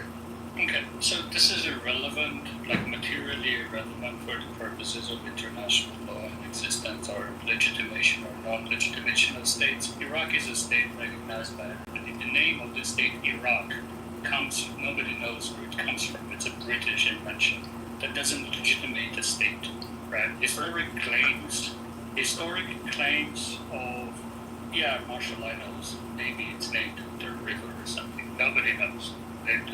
The archival record on why Iraq was named Iraq is apparently lost. I always explain to people as the French and the British got drunk together, covered one eye on each, they each covered one eye because they were so hammered, and then drew up the Middle East, and that's how we got the current shape. Yeah. If the Frenchman and the Englishman hadn't been drunk, maybe it had countries that made more sense. Yeah. So again, that doesn't mean Iraq isn't a country, right? It is recognized both by the United States and the rest of the member states. So one correction. The difference between Iraq and Palestine is Iraq is a nation state, or has a history as a nation state, which Palestine doesn't, right? That doesn't mean that people, that doesn't say anything about the treatment. Iraq, it doesn't have any history. Again, Iraq is an invented nationality, as all nationalities are invented, right? And coming from Americans, right? That is relatively modern nationality. It's very strange to hear. Yeah, but the difference between Iraq and the United States, right, is they both have a history as a nation state, which Palestine doesn't have a history as a nation state. This is irrelevant for the purposes of international law, like completely irrelevant, right? And for the purposes of recognition of a state as a state, right, as of May 2025, the majority of countries of the world recognize state of Palestine as a sovereign state. Emperor, do the Palestinians consider themselves a state? Palestinian as in, yes, they do consider themselves as a state. So why have they rejected statehood 7 times? They haven't rejected statehood. They have maintained the statehood over all territory of mandatory. Now you're telling lies. Sorry. They've been offered a state by Israel 7 times and they rejected it. You don't know this? So Palestinian statehood, right? Palestinians, that's a deal with Israel in which they accept, let's say, land for peace framework, right? In which they land for statehood. Okay, the statehood would be recognition by Israel. Recognition by Israel is important for Palestinians, right? It would be end of conflict, etc., right? But it doesn't mean statehood, because I said, again, as of mid-2025, the majority of countries in the world recognize the state of Palestine as a sovereign state. Israel is not the only country in the world that doesn't have a veto power over recognition of Palestine as a sovereign state. You're not answering my question. They don't recognize themselves as a state. Otherwise, you're referring to the two-state agreement. We're going to do one at a time. Right? That's the state that they claim. They recognize mandatory Palestine as Palestine. So why didn't they accept it as a state? Well, we have to ask them. But as if you're claiming that they don't recognize themselves as a state, that's incorrect, right? Why?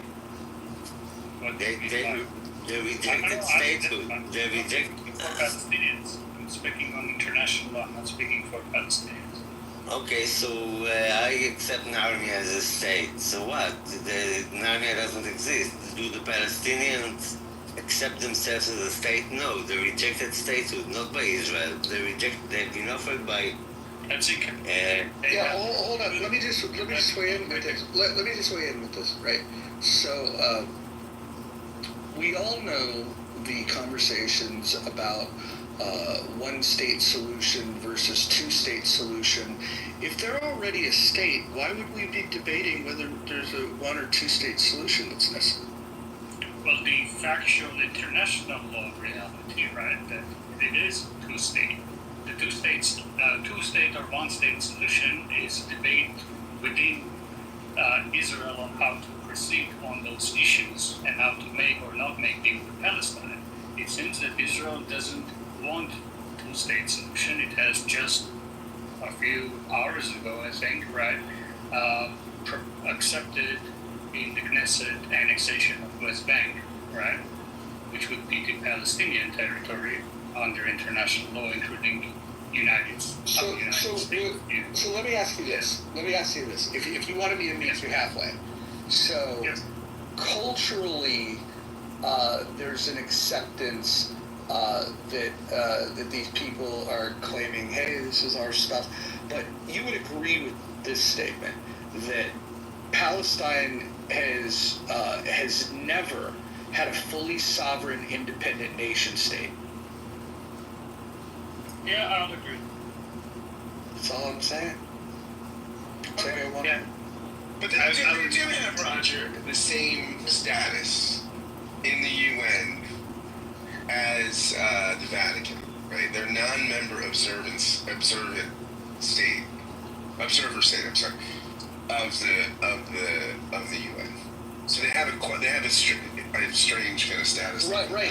But they're not recognized as a state they're dealt with and acknowledged culturally and politically, but in the legal sense, there's never been a state, and that's my entire point that people want to argue against. It's never been a state, ever in history. You're using the Westphalian idea of state, correct?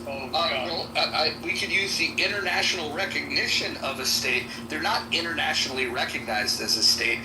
That's not what they are. The Westphalian. No, they're not. They're not. No, they're not. No.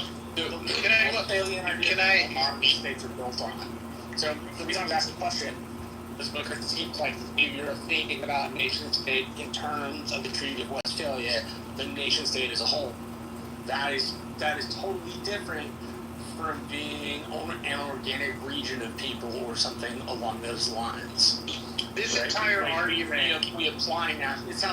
Seems like we're applying country status differently than people would say 1,000 years ago, for example. Obviously. Marshall, this entire argument, in my opinion, boils down to how you define statehood. And so, just a basic definition, just Google AI, it's the most generic definition I could find, probably. The detailed criteria says a permanent population refers to a stable community of people residing within a defined territory. I would argue that's not true about Palestinians. A defined territory. A state must have a specific and identifiable territory with defined boundaries. Government. There must be a functioning government capable of exercising control over the territory and population. And then capacity to enter into relations with other states, and then recognition by their states. So what I'm hearing is an argument by some people that covers one or two of these points, but nothing covers all these points, because if you actually include all these points that I just read to you, it's clearly not a state. Okay, Mike, that is dependent on who you ask. By who, I mean which state, right? Some states think that it passes those thresholds. Some states. No, that's not true. That's not true. Some states don't think it. If a state thinks it has to justify it. The majority of states in the United Nations members recognize. Okay, I was just hang on. I was just really clear with you. Okay, please tell me what state can objectively prove that there is a defined territory in a government of the Palestinian state. They have to prove that exists in order to think they're a state. If they just say we think it's a state and they can't show evidence for those 2 points or these 5 points, I don't care what they say. It's just words. It's not real. Like, okay, whether words are real, doesn't matter to me. Like, whether or not words are real doesn't matter to you. Really? Is that really the summary of your? Yeah, let me speak. Let me finish. Right? Okay, go for it. Can't wait to learn from it. A very basic fact. Unless we can agree on this very basic fact, we can kind of vote, right?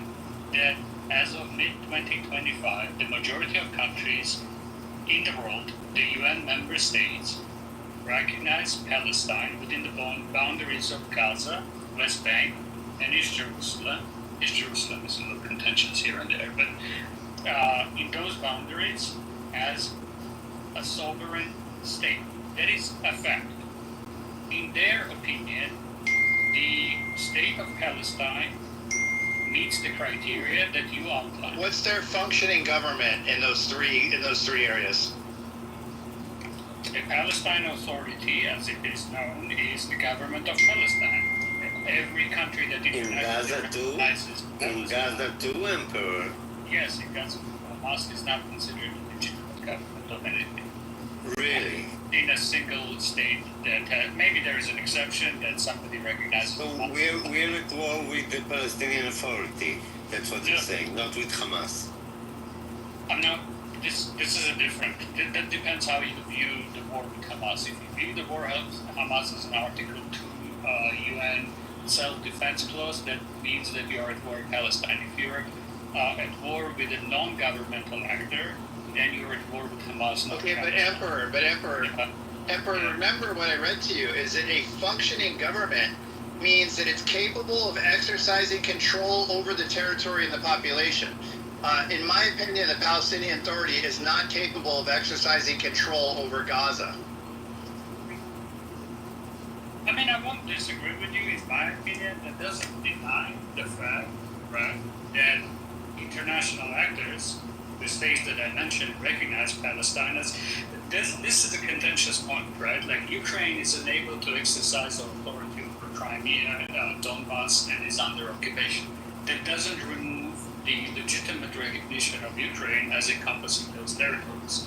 That's not necessarily an argument. Just because a state is temporarily unable, is under occupation by another state, and is unable to exercise force or governance over its full territory. I would say historically there are examples of government in exile and they kept their recognition, right?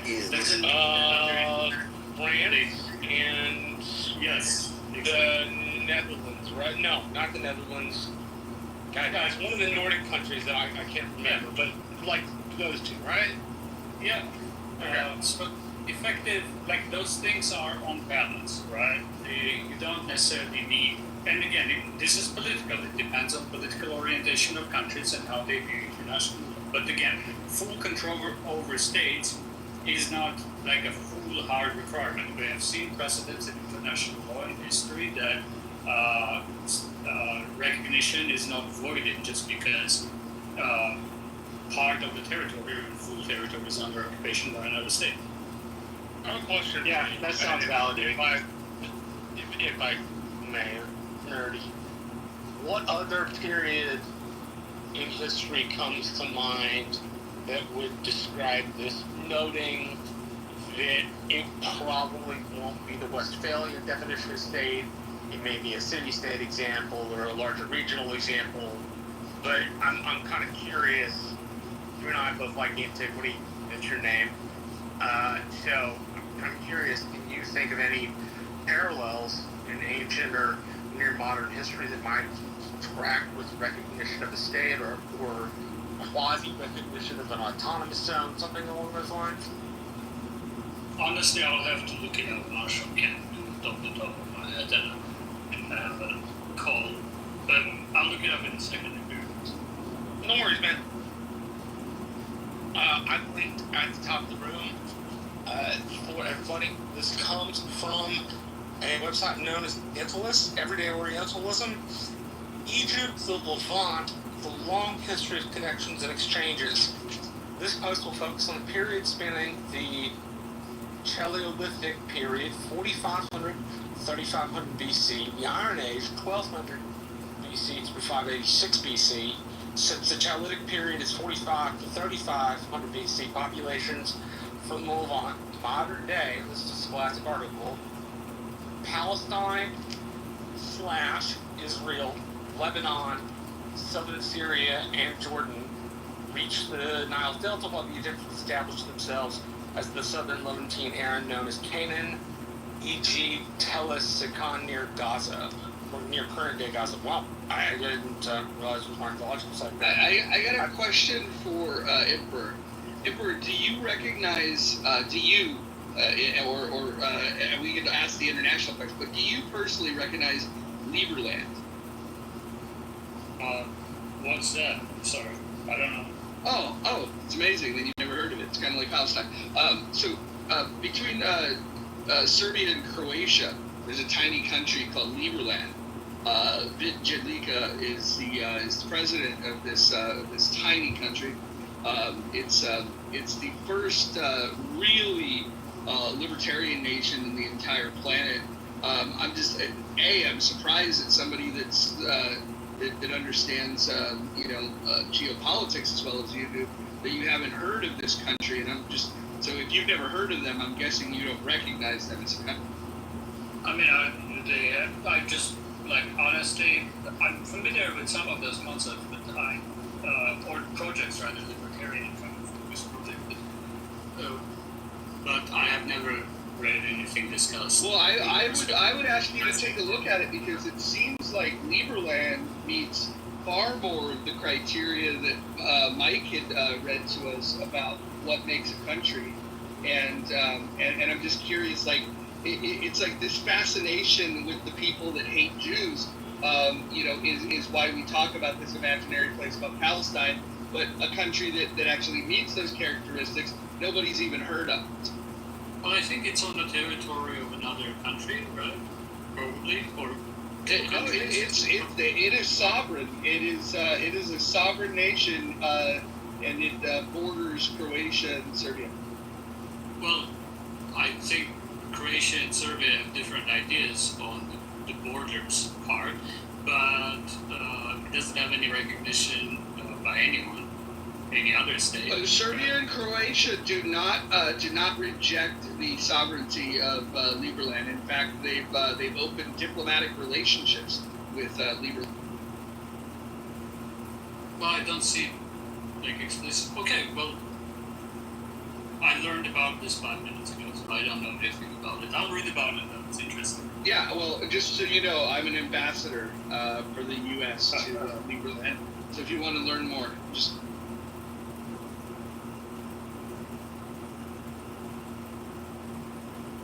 Emperor, I'm interested. Do you think there's a genocide in Gaza? I think that at this point, the ICC backed claims on extermination is valid. I think using starvation as a weapon of war is valid, which poses a significant legal issue for Israel in terms of the accusation of genocide. I think they're going to be hard pressed to defend themselves, right? I think Israel is already guilty, and according to a lot of Israeli lawyers too, that Israel is already failed on at least one count of the Genocide Convention, which is failure to, I don't remember the specific wording, but basically failure to prevent calls to genocide or something like that, right? Yeah, I think South Africa has a strong case. I think there is. Yeah. So is the reason they haven't been genocided yet over the last 12 months, is it because Israel just sucks at genocide, or is it because I guess because they ran out of bombs to carpet bomb? Because it seems to me that if Israel wanted to wipe them out, they could have done it in 12 months. Am I missing something? In a week, Mike. In 1 week. So what am I missing? Help me understand how they're so incredibly bad at genociding, even though they have a perfect example in the Holocaust. I mean, they could just be like setting up concentration camps, right? I mean, they have experience at least on the other end of that. So I just don't understand why Israel's so horrible at genocide. And then the most powerful military in the region. Right. I mean, it seems to me that like there's a million ways they could wipe them out, right? They could just lie to them and tell them to go to the safe area, and then they could just carpet bomb the safe area. Like that'd be the fastest way, right?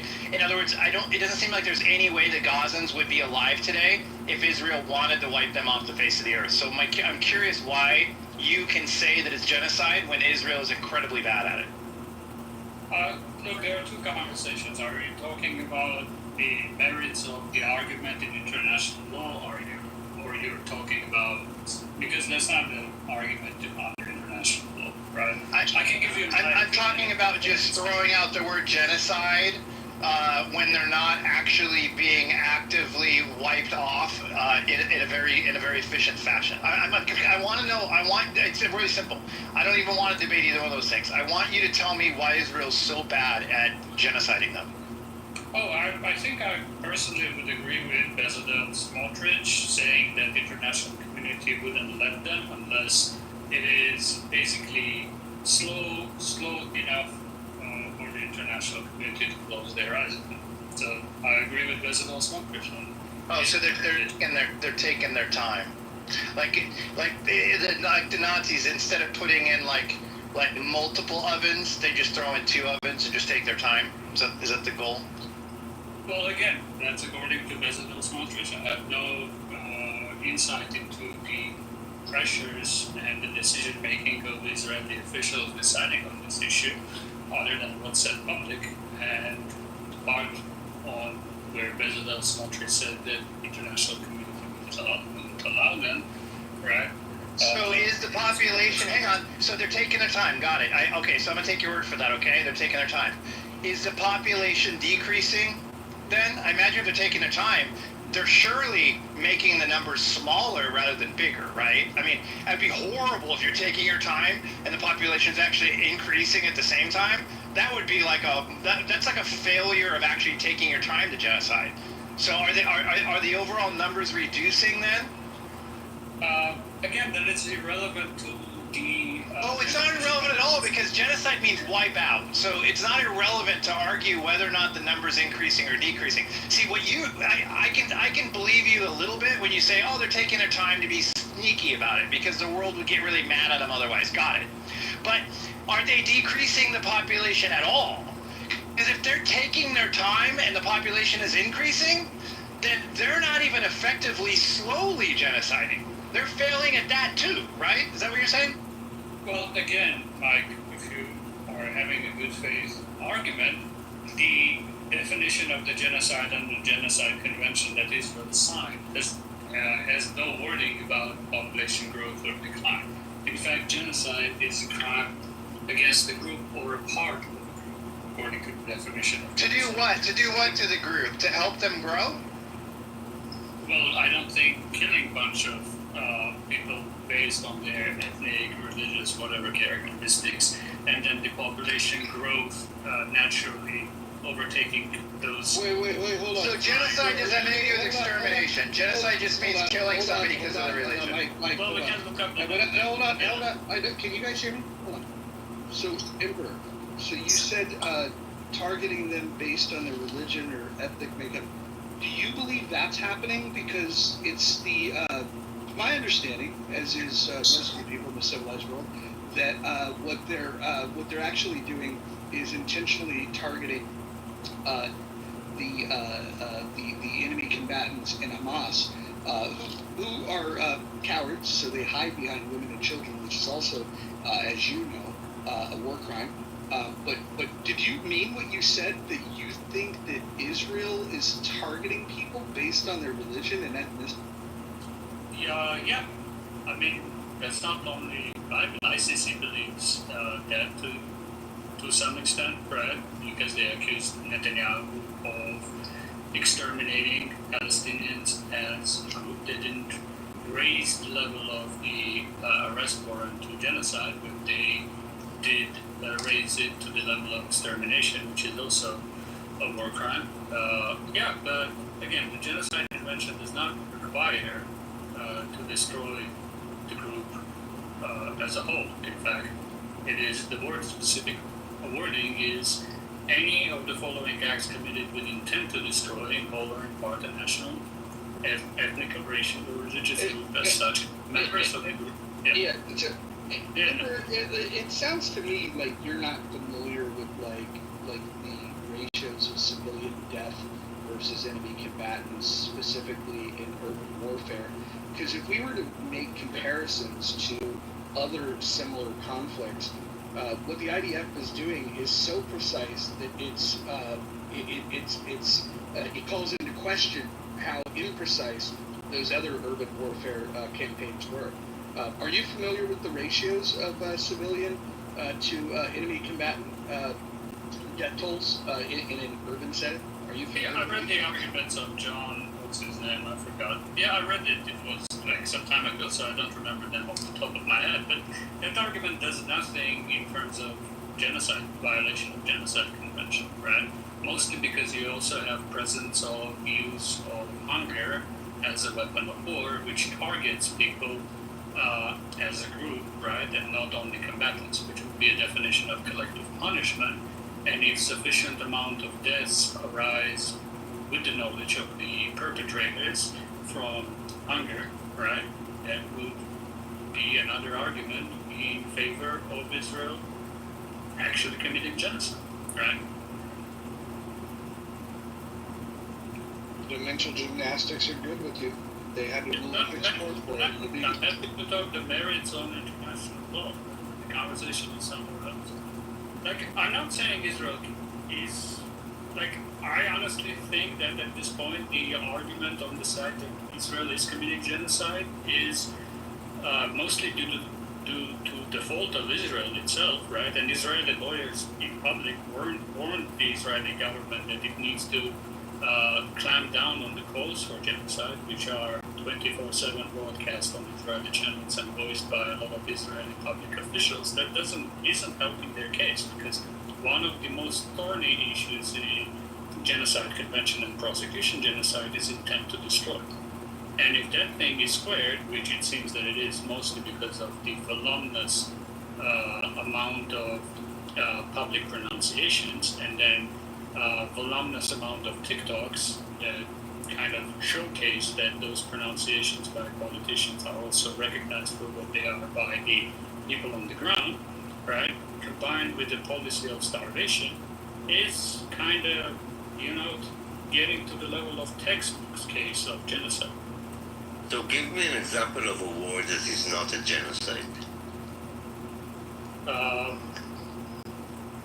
Lots of wars are a genocide. I don't know, the most recent one, Azerbaijan, Armenia, wouldn't be a genocide.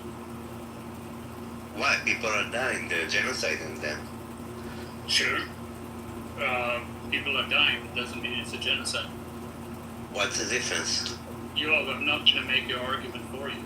You tell me if you're claiming that some other war is a genocide that is international. What about the United States against the Taliban? Against the Taliban, I'm familiar with a lot of violations of international law in that case, but I don't think it raises to the level of genocide. I wouldn't be able to make the argument.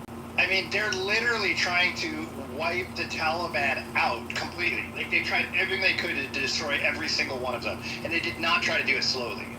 So I'm confused. Do you consider Taliban an ethnic group, religious group, sufficiently, or... Again, I'm not going to make people's arguments for them. If you're saying that the United States is committing genocide against Taliban, make the argument. Oh, no, I was just asking if you thought they were, but I guess they're not technically an ethnic group. I guess they're a lot like Hamas, essentially. They're a group of people within the ethnic majority that have grouped themselves together for more extreme purposes. By the way, the Palestinians are not an ethnic group either. What's their ethnicity? Well, for the purposes... Oh, yeah, that's confusing. Well, for the purposes, ICJ has already ruled on it, on this issue, and I guess ICC too, ICC a little bit more vague, but for the purposes of this case, right, Palestinians are recognized as a group specifically for the purposes of genocide convention, so that part is already closed. So, Emperor, I have a question for you. When you look at the attacks of October 7th, you would agree that Israel has a duty to respond to that, correct? Yes, but again, if we're talking about international law, there are several duties, and I disagree with some of the duties that we all colloquially call self-defense and agree with others. I do think that Israel has a right of self-defense. I don't think Israel has a right of self-defense under Article 2 of the UN. So how would you go after Hamas if you were calling the shot? Well, I'm not a military planner. You will have to ask a military planner, but I would go with... That's convenient. I would go in a way that doesn't violate obligation of Israel that Israel itself agreed to.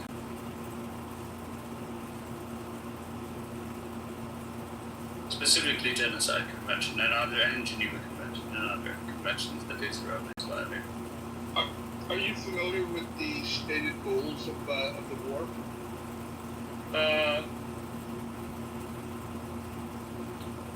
Well, they keep changing, but remind me. To eliminate Hamas and to return the hostages. Okay. So which of those two do you disagree with? None of them. Which of those two represents a genocidal intent? None of them. So where's the genocide? Well, that's not the only thing that has been uttered by the Israeli politician, right? Hey, that's what Israeli own lawyers were warning the politicians of Israel to concentrate on those two names, right, and not speak in genocidal terms, which they, I guess, can't help themselves, but can't speak also in genocidal terms, right, against the whole Palestinian population. Who speaks in genocidal terms?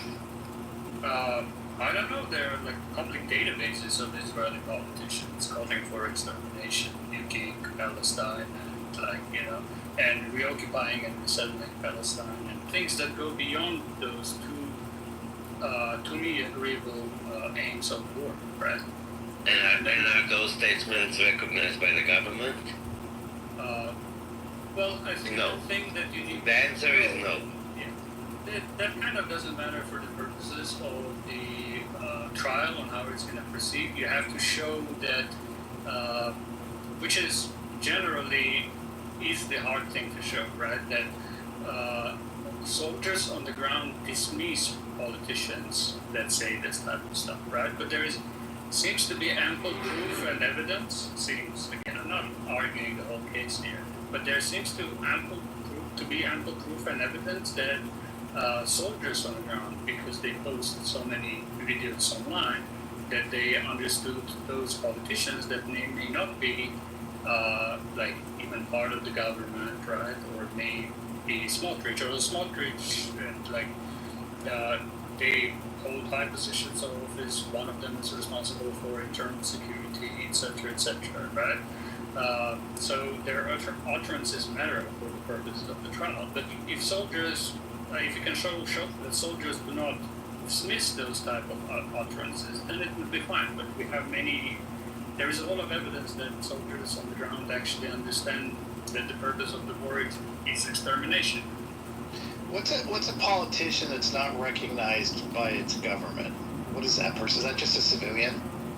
I don't know. Well, not recognized. I guess how I would understand it, like somebody said something in Parliament, like in the United States, in Congress, you have like crazy politicians and they say stuff, right? Unless the stuff that they say is actually, let's say, the United States is engaged in war, unless a soldier on the ground, let's say in Afghanistan, understands the call by the politicians in Congress, although he or she holds office and speaks for constituents, but if the soldier dismisses it, right, and only follows the chain of command and its orders, it doesn't go outside of the chain of command, then it's kind of irrelevant, right? Well, I'm still thrown off a little bit. I guess you haven't shown me an example of Israeli quote unquote politician who is called for genocide. Like, who's an elected politician? I mean, the equivalent of a Senate or a congressman in the United States or whatever it is in their system. Are you telling me? I'll just take your word for it. You're telling me there's some of those people in Parliament in Israel, like officially. Like they have a position, and they've called for genocide. There's examples of that. Is that what you're telling me? Yeah, either extermination, nuking Gaza, stuff like that, wipe the Gaza off the face of the earth. It is, sadly, like I'm not celebrating it. I agree with Israeli lawyers themselves. I can post you the public letter by Israeli own lawyers, not some leftist people who held government offices, etc. Well-respected lawyers in this group that have warned them that what you're doing is violation of genocide convention, because it's going to be used in the court to prove that you're violating genocide convention. One of the points of those is failure to prevent calls for genocide, right? But yeah, wipe Gaza on the face of the earth, making the parking lot, nuke Gaza. Like, come on, you haven't seen it? It's like, I can pull it up if you want. You're basically saying Israeli Parliament has its own MGTs. Got it. I understand. Yeah.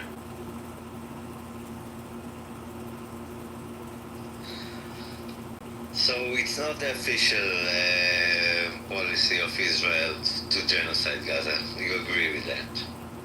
You just hear voices of politicians, rogue politicians, saying stuff, saying shit, and some lawyers saying genocide, but it's not the official policy of Israel's government. Well, the genocide convention doesn't require for it to be like officially stated policy that we're going to genocide the population, right? Like it's a little bit consequentialist in that sense. So why aren't we genociding them if that's the policy? Well, if you're asking my personal opinion, this is irrelevant to like the merits of the case on violation of genocide convention. My opinion is that there is pressure from international community that is sufficient enough to deter Israel to basically slow walk it. That's the So how can we slow walk it more than we do? We have boots on the ground. We didn't have to have boots on the ground. We could have carpet bombed them and be over with it in 2 days. How can we more slow walk it? Israeli soldiers are dying. Yeah, I don't know. That's why I think this is not in Israelis' own interest to continue this, right? Like, I think this is. Why not? Hamas is not wiped out yet. Okay, but if wiping out Hamas completely, right, and is going to cost Israel its international standing, it's going to cost Israel decades of prosecution of genocide and international legitimacy. I'm not saying like. So basically, you're saying. Basically, you're saying that the allegations. This is the pressure that is on Israel, and you are actually right. This is exactly the playbook here, that to create like those humanitarian disasters and videos, so there will be international pressure on Israel to stop the war. But this is insane to even ask Israel to stop the war, because you know the objectives of the war. So we are ready to really end it today, but the objectives, which you said you have no problem with, should be met. And it could also be by Hamas saying there's too much damage that is happening to Gaza, there are too many civilians dying, our population is starving, we want to stop, here are your hostages, we give up. Why is that not an option? I think it is. Because they never offered releasing all the hostages and taking down their arms.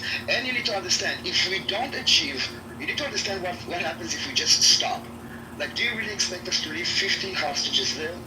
Do you really believe that we can let Hamas, that said that they will do it again and again and again, and that we see that they don't care for their own people, so they care for us, living like 100 meters from us?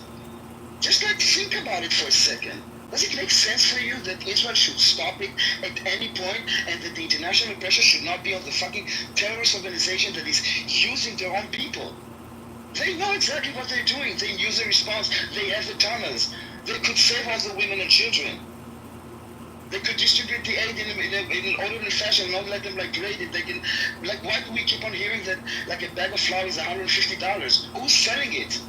For like 2 years they're getting free aid. Who's selling it for $150? This is how they profit. And then when Israel is doing the GHF, they're crying like, oh my God, shooting. So it will go back to them so they can keep on profiting. This is like insanity. Like, this genocide claim is nonsense. You need to have intent. And intent is not someone saying something. And by the way, he didn't say nuke him. The radio host asked him, like, so what should we do? Should we nuke him? And then, what's his name? I forgot. He said, well, that's one option. But what we should do is, and then he said what they will do. It was kind of, he never said that's an option. So all those things, like, even if you have a statement, you need to show like a system. Okay, systematic genocide, plans, instructions, orders. You don't have it because there is no genocide. It's the opposite of genocide. If you look at the number of civilian versus militants that die, it's one of the lowest rates in like modern warfare history. That's it. Well, I'm not going to repeat previous statements again, but we disagree. Yeah, I think it's fascinating when one side starts the war, and the side that did start the war, in their own charter, and yes, I know it's been rewritten, but their own charter was the goal of wiping out Jews. And then when after Israel was attacked, they respond against this terrorist group.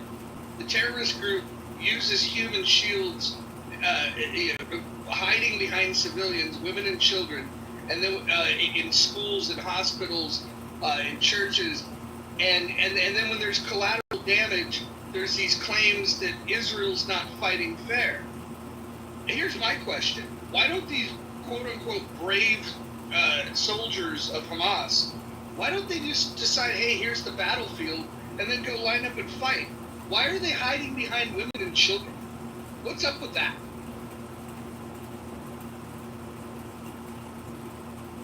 Oh, I didn't think there'd be a response. I mean, if it's directed at me, like I said, Hamas is committing war crimes against humanity at the beginning of this exchange. Right, and you have a civilized nation that's saying they want to defend their people, and they're going after the terrorists. Which, by the way, killing the Hamas terrorists in Gaza is the best thing for the non-terrorists that live in the region.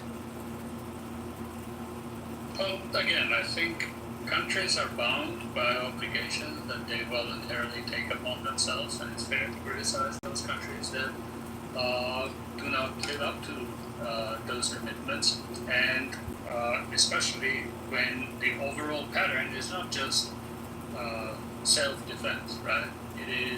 This is all taking place in context of occupation, annexation of Palestinian territories, and apartheid. So, it's a little bit more complicated than that. And if you want me to defend the claim of apartheid, I'll do that. That's pretty easy. Yeah, but what do you say Hamas is doing the war crimes, brother? Well, October 7 clearly included quite horrific war crimes, including targeting civilians. I disagree, bro. Right? I disagree. Oh, I think you're falling for the Zionist propaganda. Again, seriously, brother.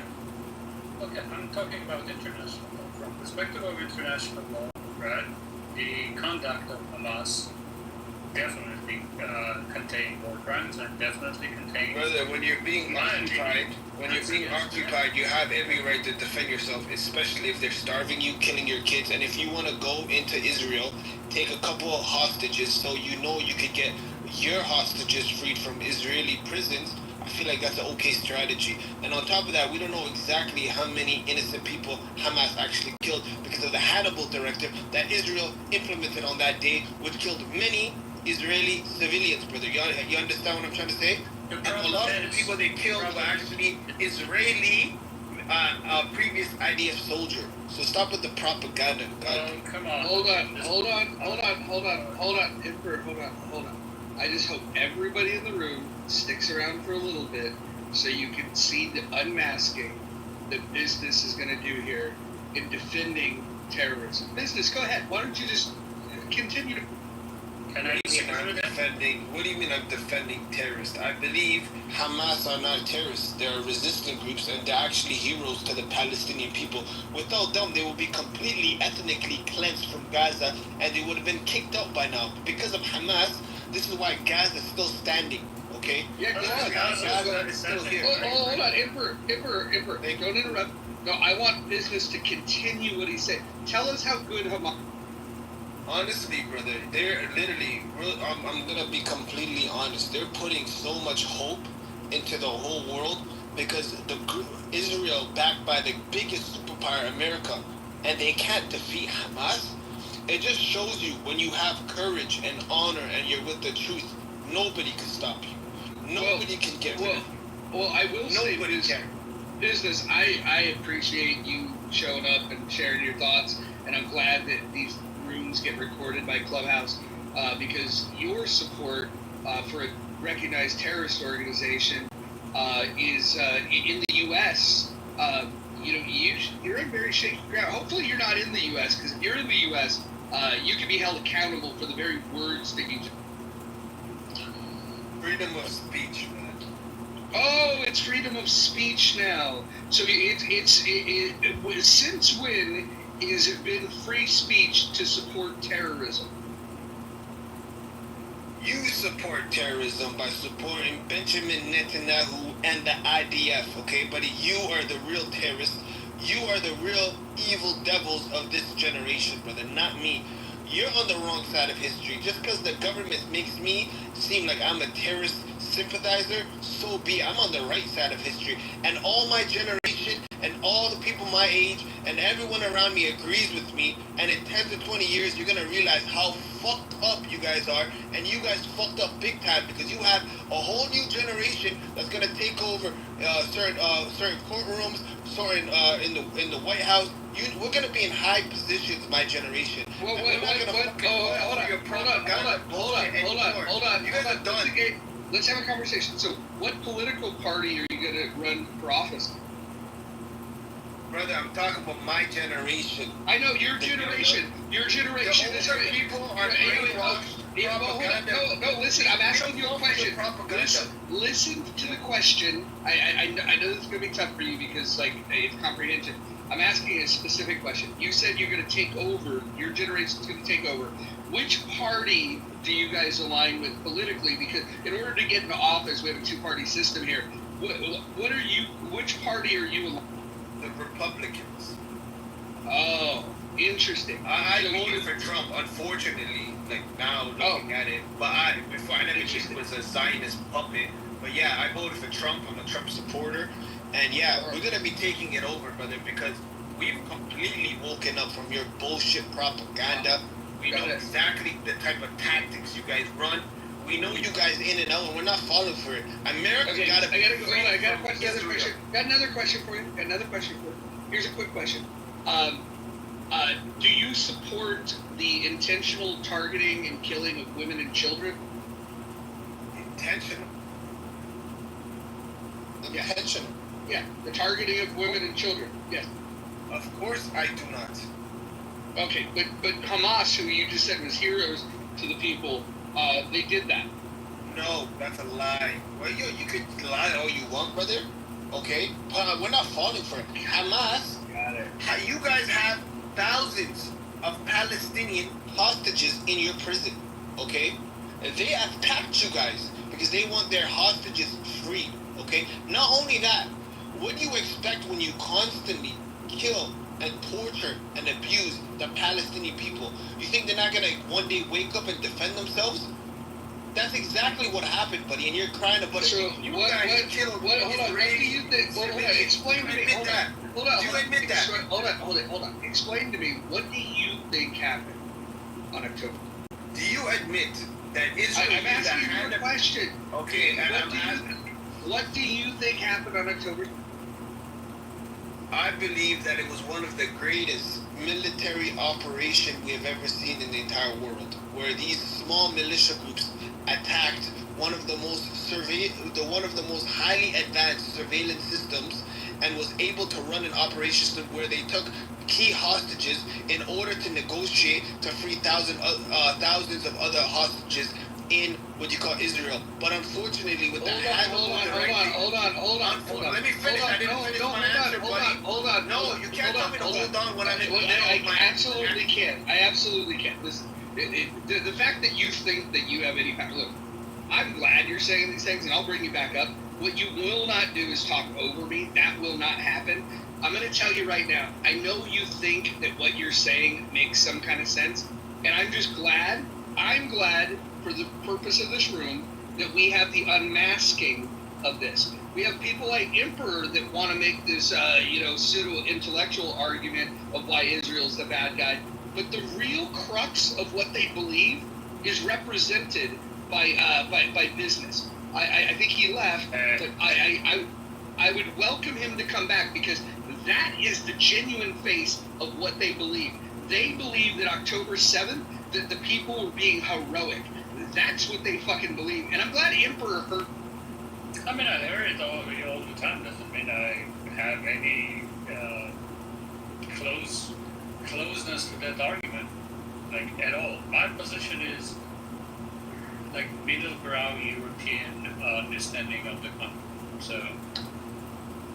Yeah, I mean, I think your Emperor is probably not far away from most of the DNC, which supports Israel's sovereignty, but also is critical of the Israeli government, particularly blocking humanitarian aid, and the fact that it doesn't give detainments due process, and of course, Israel, the justification for it is due to concerns about security from terrorists. The only thing that to me, I wonder is that essentially, like, can, Palestine, like, essentially though, I mean, actually, no, I'll just leave it at that. Yeah, I mean, kind of Obama type policy would be close to mine. I don't think I have anything to do with this other person. Yeah, I think Israel has created a lot of its security problems through settlements and settlement expansion, which is again democratic Obama level policy issue on it. I don't think I'm even as radical on these issues as Carter would be from American presidents, right? Yeah. Yeah, I mean, the fact is, it's always been framed as a bipartisan that, the U.S. is in favor of Israel. Because, I mean, it is true that most Americans identify as pro-Israel. But there's also polls like, for example, the overwhelming majority of Americans have supported a ceasefire after October 7th. So I don't think the data you can draw just by most Americans being pro-Israel. I mean, yeah, most Americans do support Israel's right to sovereignty, but they don't necessarily approve of all the actions of the Israeli government. So, yeah, the position on the kind of liberal side, like DNC would be in alignment with, I guess, liberal Zionists in Israel and labor Zionists in Israel on these issues, although there is some changes to those too, but maybe not right now, but before the war that would be positioned on it. Broadly, like two-state solution against settlement expansion, against the end to this conflict, right? And I think both European and American liberal position on those issues would be if you annex West Bank, right, and if you annex and settle Gaza, the support for United States for Israel is going to become slowly less and less tenable. I'm not going to saying it's going to disappear. United States is going to support Israel, but United States is losing a lot of credibility on the world stage, right?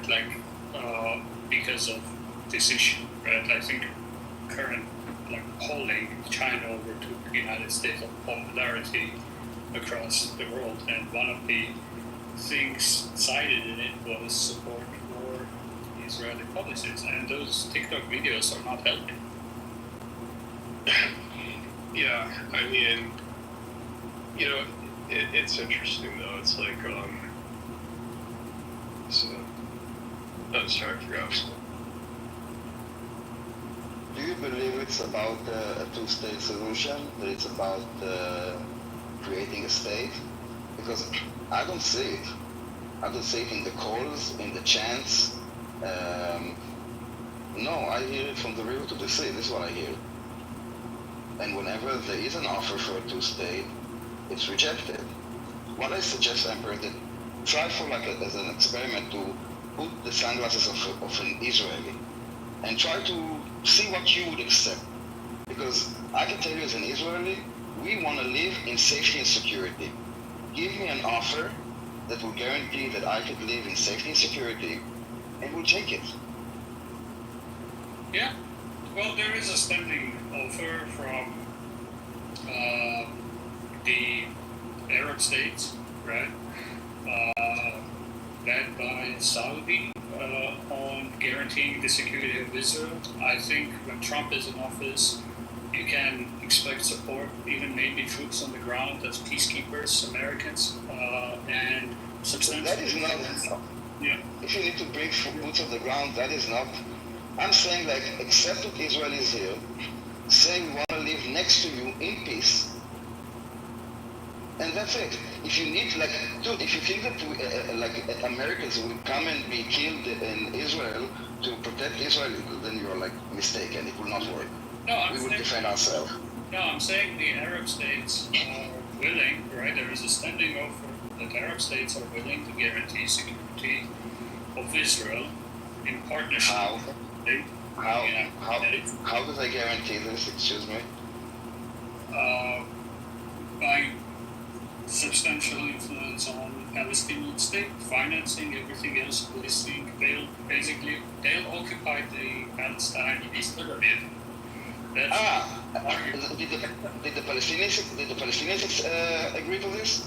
I don't think anybody needs to agree to that for it to happen, to be honest. Other than So you enforce a state on them. That's what you're saying. So you wanna replace occupation by like on ethnicity. Like you wanna decide for them that there's some. And by the way, just as a quick note, Gaza hasn't been occupied since 2005. No Jewish man, boy, child, dead or alive is there, except for the hostages. And they are self-governing since they had an election, and yeah. I mean, so it's not occupied. Let's not go into the deep dive on marital occupation. So it's more than this. I tell you what, because they had sovereignty there, okay, and they didn't say, okay, let's create like Gaza, like we have like finally the Zionist army left, and they took by force all those settlements that you were like saying it's such a problem for peace because of settlements, and I don't know, I can show you the images, like forcibly removing Jews, ethnically cleansing Gaza Strip from all Jews, all settlements, all their homes, like by force, okay? Even we dug up the graves because we knew what would happen to the graves if we left them there. Just think about it. So we took also the bodies. And then what happened? What did they do to all the greenhouses? We drifted from the conversation. I'm just saying, no, but it's part of it. You need to understand they don't want a state. Whenever they get I'm not trying to kind of go through history lane just for the fun of it. You need to see a pattern here. If you want to have a state, you need to build one, not to be handed to. When we created a state, we built one. And this is why when you're talking about two-state solution, you're giving a narrative that they're not saying. If you want to look at reality, the reality is that they want from the river to the sea, they want to push the Jews to the sea. And put the sunglasses of Israel and tell us how we can do it any more humane, moral, or just. Yeah, well, when I'm talking about this, I'm not talking about Hamas. Hamas, I agree with you. I presume you agree with me that Hamas should not be led near governance whatsoever at all. What is Hamas? Hamas is an ideology. From the river to the sea is Hamas. When you say, that means we are trying to build an agreement. Because I wasn't like Yes, well, we agree that Hamas cannot be in governance. Do you agree? Yes, I wasn't talking about Hamas. I was talking about the ideology of the Palestinianism. Well, the only solution to the ideology, if you put it that way, is deporting all Palestinians from Palestine. Is that your solution? No, I'm asking for you to give me a more humane, moral, and just solution. And your solution is basically ethnic cleansing. No, I'm not advocating for cleansing. I'm advocating for... So what is... Put the glasses of Israel and with the interest of Israelis and Jews, okay? Not just the Palestinians. Find a solution that will guarantee that we will live in safety and security on our land, and that's it. Okay. That is my requirement. The solution, the problem is settlement. For that solution to materialize, right? The solution... No, because we showed you that... But this is what I told you. Let me talk. But I just, no problem, but I just told you about the settlements. We took them out of Gaza to show you that was not the issue. It wasn't the issue. The settlements are not only in Gaza, right? The settlements have been expanding, right?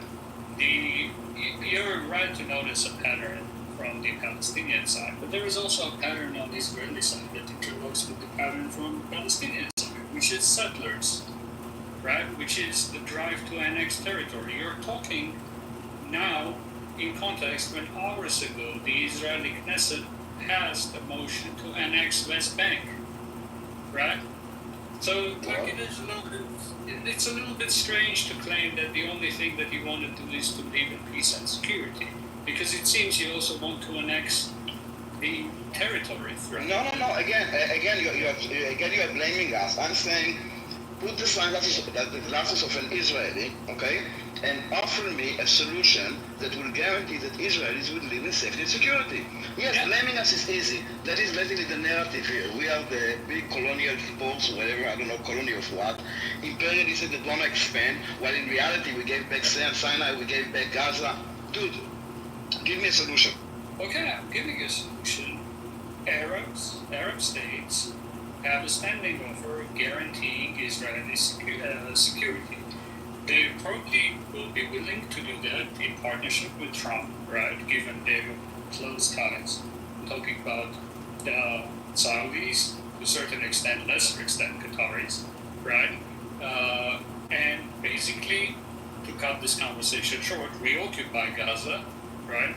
And handle all security matters in the transitional state until, and you'll have a lot of control over them. And your demands for security will be satisfied. The problem is that... Great. Yeah. But Hamas needs to agree, otherwise this force will have to fight Hamas in Gaza. I'm fine, do it.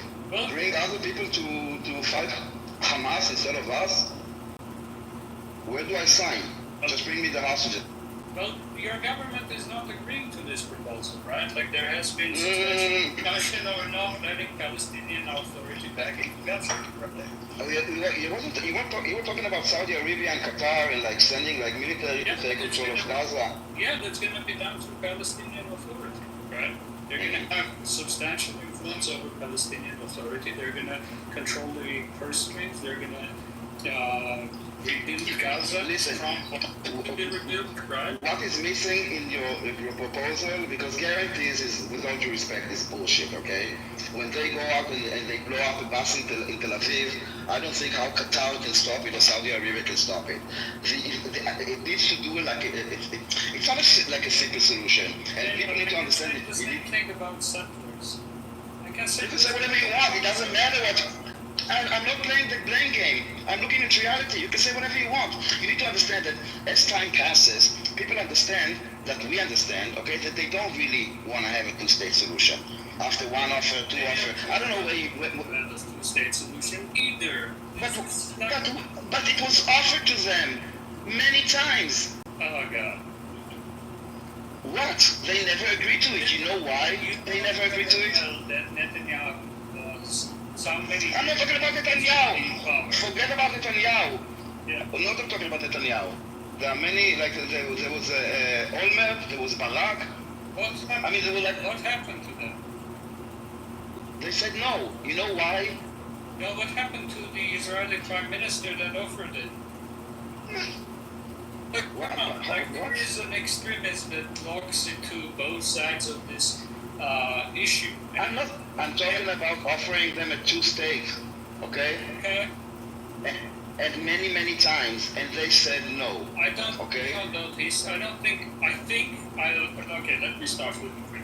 I agree with you that historic opportunities have been missed. Whether we all of them. Okay.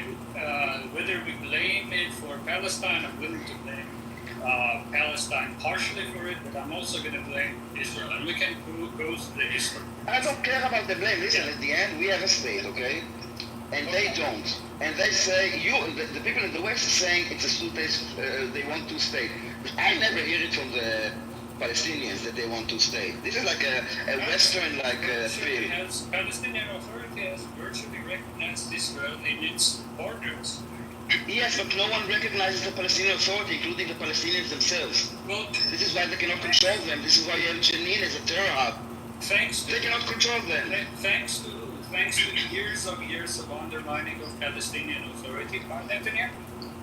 Oh my God! Listen. I think that you think very low of Palestinians. For example, let's take Gaza, because Gaza was they had a complete area that was complete, not like the West Bank that it's like a cheese, so everybody's like Gaza, an entire strip. They had an election. Look at what happened, as a test study to understand what is happening. And this ideology just grew since. Dude, even in I don't know where you are, when they chant, they say from the river to the sea.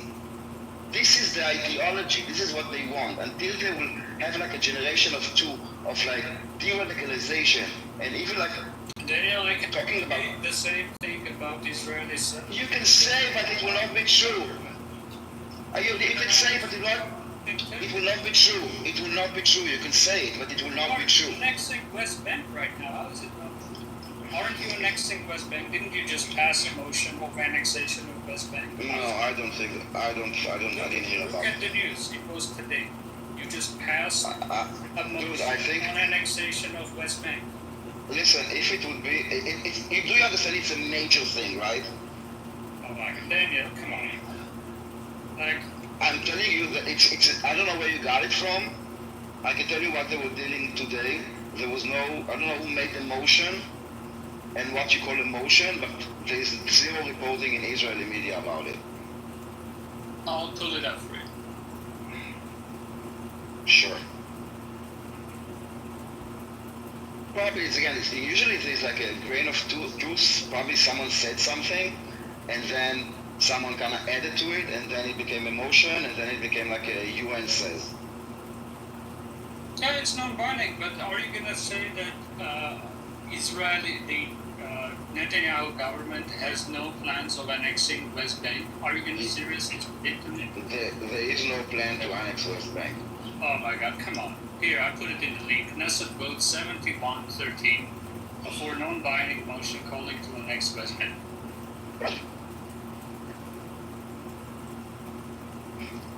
There is no plan to annex the West Bank. Well, 71 Israeli politicians representing people of Israel passed a motion calling for annexation of West Bank. Daniel, I'm sorry, like, come on. Okay, hold on.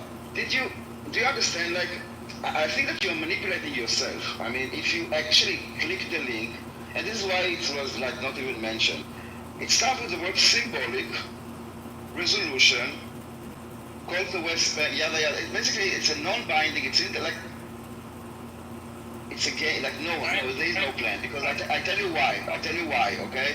The implications, listen, you need to understand the way that Israel operates. It's not like I don't know, one guys decide whatever they want to do, okay?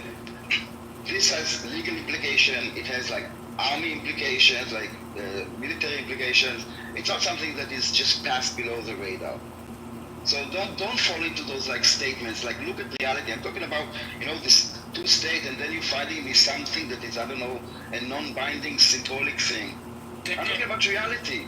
Daniel, look at Gaza, dude. About reality. Everybody in Israeli society knows at this point that the long-term plans, going back before October 7, right? This is why the forces that were supposed to be at the border of Gaza were relocated to West Bank, because there has been a plan for annexation of West Bank that we're executing. There are public... Okay, dude, you're going into the... No problem. There are public statements, right, from being disappointed by Trump from Israeli politicians that he was going to grant them annexation of West Bank, right? Recognition of the annexation. Are you going into the realms of the conspiracy? This is like new stuff. What conspiracy? Trump granted them before the recognition of Golan Heights, right? In the quote-unquote defensive annexation. Right, this election of Trump, the hope was that they're going to finalize the annexation of West Bank, and Trump was going to give them the U.S. recognition of West Bank as part of Israel, as he did with Jerusalem. Right? Like, this is, I'm sorry, I read more Israeli media than you do. This is reported all the time. Sure. Anyway, what I'm talking about, like, maybe, let's say that yes, but let's go back to the topic. And Gaza is a playground. Can you explain to me what happened there? Why didn't they create a state? Why didn't they start building like institutions, like legal frameworks, whatever you need to create a state? Because it's under occupation, under international law. While you don't have settlements there, that doesn't mean, or you remove your settlements from there. What does it mean? What does it mean? Why can't you build sewage system? Why can't you improve like the water facilities? Israel controls the ins and outs of everything. Gaza in partnership with Egypt. So how did they get rockets? How did they get rockets everywhere?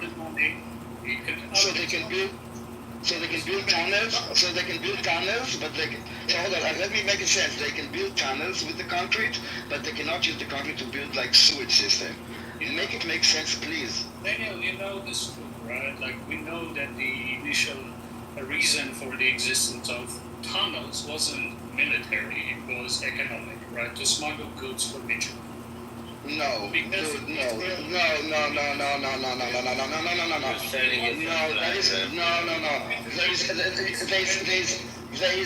one time that, no, hold on. There are tunnels that go below the border, and the rest of the hundreds of kilometers are inside Gaza. When you have hundreds of kilometers inside Gaza with border to nothing, don't tell me it's for smuggling, okay? That's later. The initial whole project of tunnels. What does it matter if it's later? But dude, they use the concrete to build tunnels and not to build sewage system and not to build like other stuff.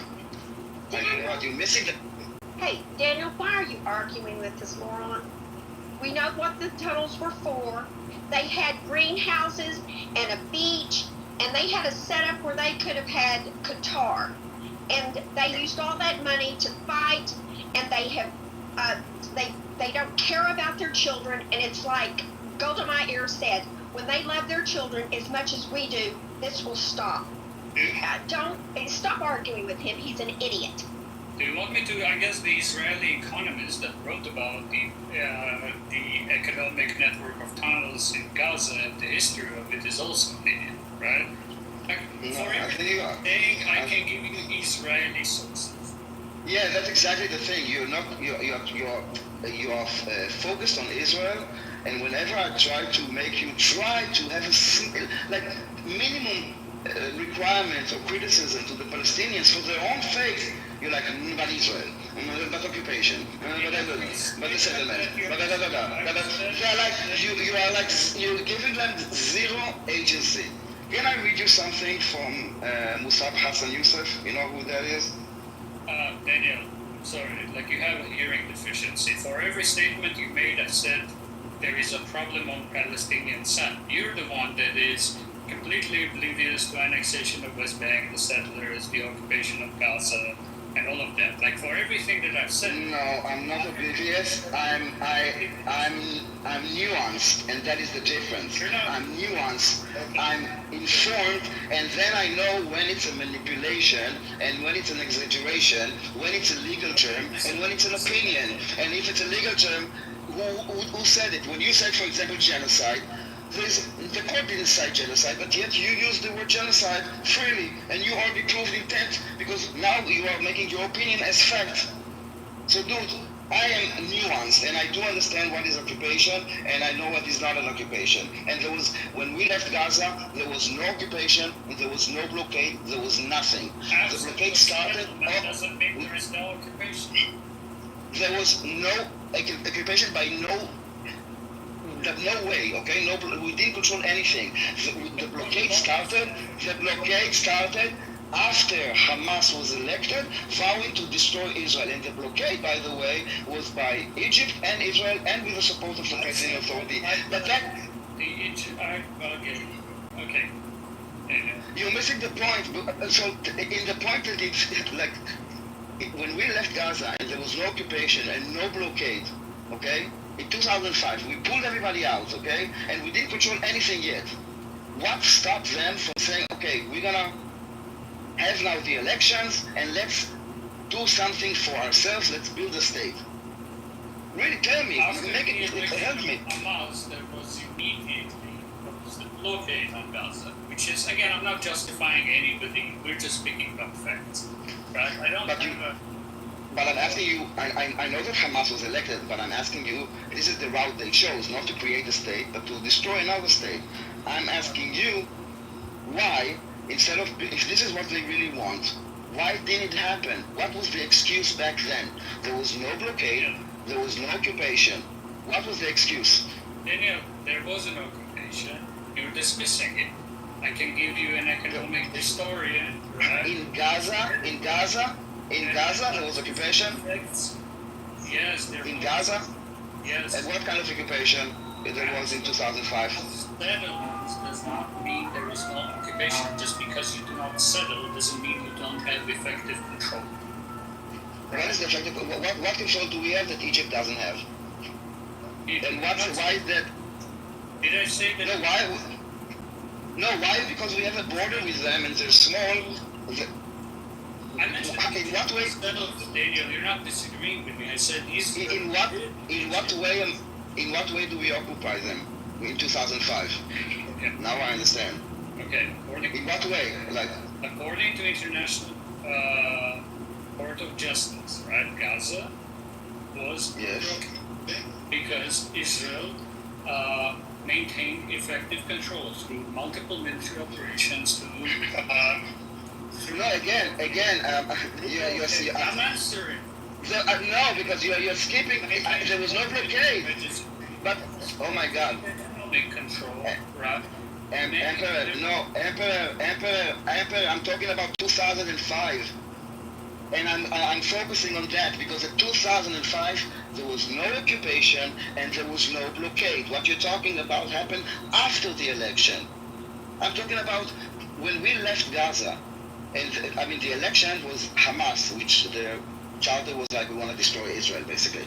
Why didn't then, what was the reason that they didn't create a state then? Why was the focus? And this is what you're missing. You were kind of jumping over, like to again blame Israel. But at that point, that there was no occupation, and there was no blockade, and Palestinians want so much their like independence, and blah, blah, blah, blah, blah. What stopped them? And if you understand what stopped them, you will understand us better. Yeah, so Daniel, are you aware that prior to October 7th that there are over 1,000 Palestinians who have been held in detention and were not being given due process? And what's the connection to this? Well, I just would like to know, though. I mean, I understand you say you're coming at this from a nuanced view. I would just like to know, though, do you think that is something that the state of Israel should be doing if they want to create peace? Listen, you need to understand the challenges that we are facing, okay? In Israel, we have 2 million Muslims living with us as equal rights citizens. We have Palestinians that are coming from the West Bank and used to come from Gaza to work all the time. They get permits. They come to work, they come for medical, they come for many things. And they operate a lot of terror cells all around us, in the West Bank and in Gaza, all right? This is our reality. Now, if you would, like, I understand that this is not your reality and that you're not living in like a field that a bus may blow up next to you because, you know, open borders, in a way, you know, they get a permit, but they can always take a car and just run into someone. And in East Jerusalem, you know, anyway, this is the reality. So there are administrative detentions when there are like suspects of someone that is planning to commit like a terror attack. And yes, also what you call children are used. I mean, they stab, they do all kinds of like really bad stuff, and you're calling us out, but maybe give us another solution, because as I told to Emperor, I want a solution that will guarantee that I can live in safety and security in my land. And if you want to criticize me all you want. We will do whatever we want, what we need to do in the most humane, moral, and just way that possible to guarantee our safety. And believe me, it's the most moral, humane, and just way possible. Yeah, I understand, Daniel. Like, I mean, I don't have this rule. Just want to clarify. I don't have this rule, any issue with any country defending itself from terrorists and protecting its own civilians. My only take at it is essentially is that, you know, I mean, given what is the Israeli government does, like their justification. So, like their justification overall for detainment of Palestinians and keeping them detention centers, and is due to security reasons, which, you know, is like, I mean, it's fair, but it's like, you know, you have like for also I just think it's also interesting because of the fact that, I mean, we had October 7th, people were saying how many girls were held hostage. I mean, which I agree is horrible, but it's like, you know, is it not unequally horrible that people being held, you know, and not being given due process and living there, you know, for much longer than, you know, you can imagine? So they do get it, like, I don't know what you would call due process, but a judge does see the case. It's not like someone decides to arrest someone and that's it and he's doomed for life. And there is like laws about like I can find you if you want the law of administrative detention of how long and who needs to sign for the duration. It's a process, and in Israel we have like an independent judicial system and supervision and transparency in like internally.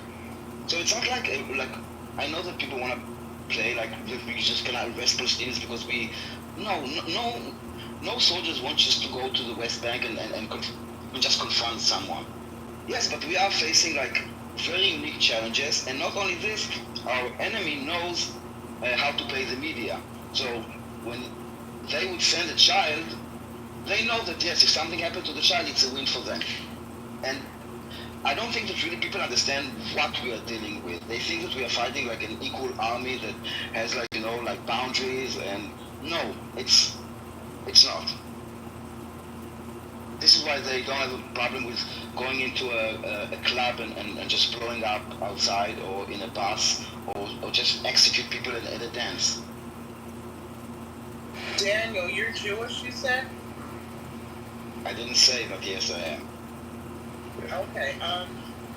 Are the reports true that the Israelis want Bibi out? How do the people feel about Bibi? Do they think he's an effective leader, or do they want? Is it time to? Listen, there's demonstrations against Bibi for 5-6 years, I think. But you know, at the end, it's a democracy, so either there would be like a vote of no confidence, which I don't think there's a majority, and they did pass the budget. So unless like the government will fall over the drafting law, you know, people can just like, there's nothing to do. But yet there's criticism, a lot of criticism. And you know, this is why, like, we know what is criticism against Israel is. Wait, what is it? What is it? What is the criticism against? No, I'm saying that we know to identify, like, a lot of people say, like, you know, any criticism you call anti-Semitic. I don't think there are people that really criticize Israel more than Israel is, okay? We are debating about everything, and we are arguing about stuff, we are checking stuff. This is like, all those stories, even like this rape allegation, it came from us. I mean, all those, like, when we killed by mistake those 3 hostages, we came out like, this is our culture, okay? So, I don't know where I was going with this. Well, we started. You were speaking after explaining that there is pushback against Bibi, that the people want him out, but there's really nothing that can be done. Yeah, it's like it's demonstrations. Yeah. So basically, he doesn't have a majority right now, and if there would be elections right now, he would probably lose. This is why he will do whatever he can to push it as close to the planned November. Probably he would want to do it before around September, because I don't think he want to be too close to the 7th of October anniversary that will be associated with him. But I don't know what he will do. What's up, Monica? The title, do you think we're in a post-woke era? Has it begun? And if so, can we thank or blame Trump, depending on what side of the fence one might falls on when it comes to woke, post-woke? So there are some positive signs, you know, not letting trans women compete with women in athletic events is good news. That's the right direction.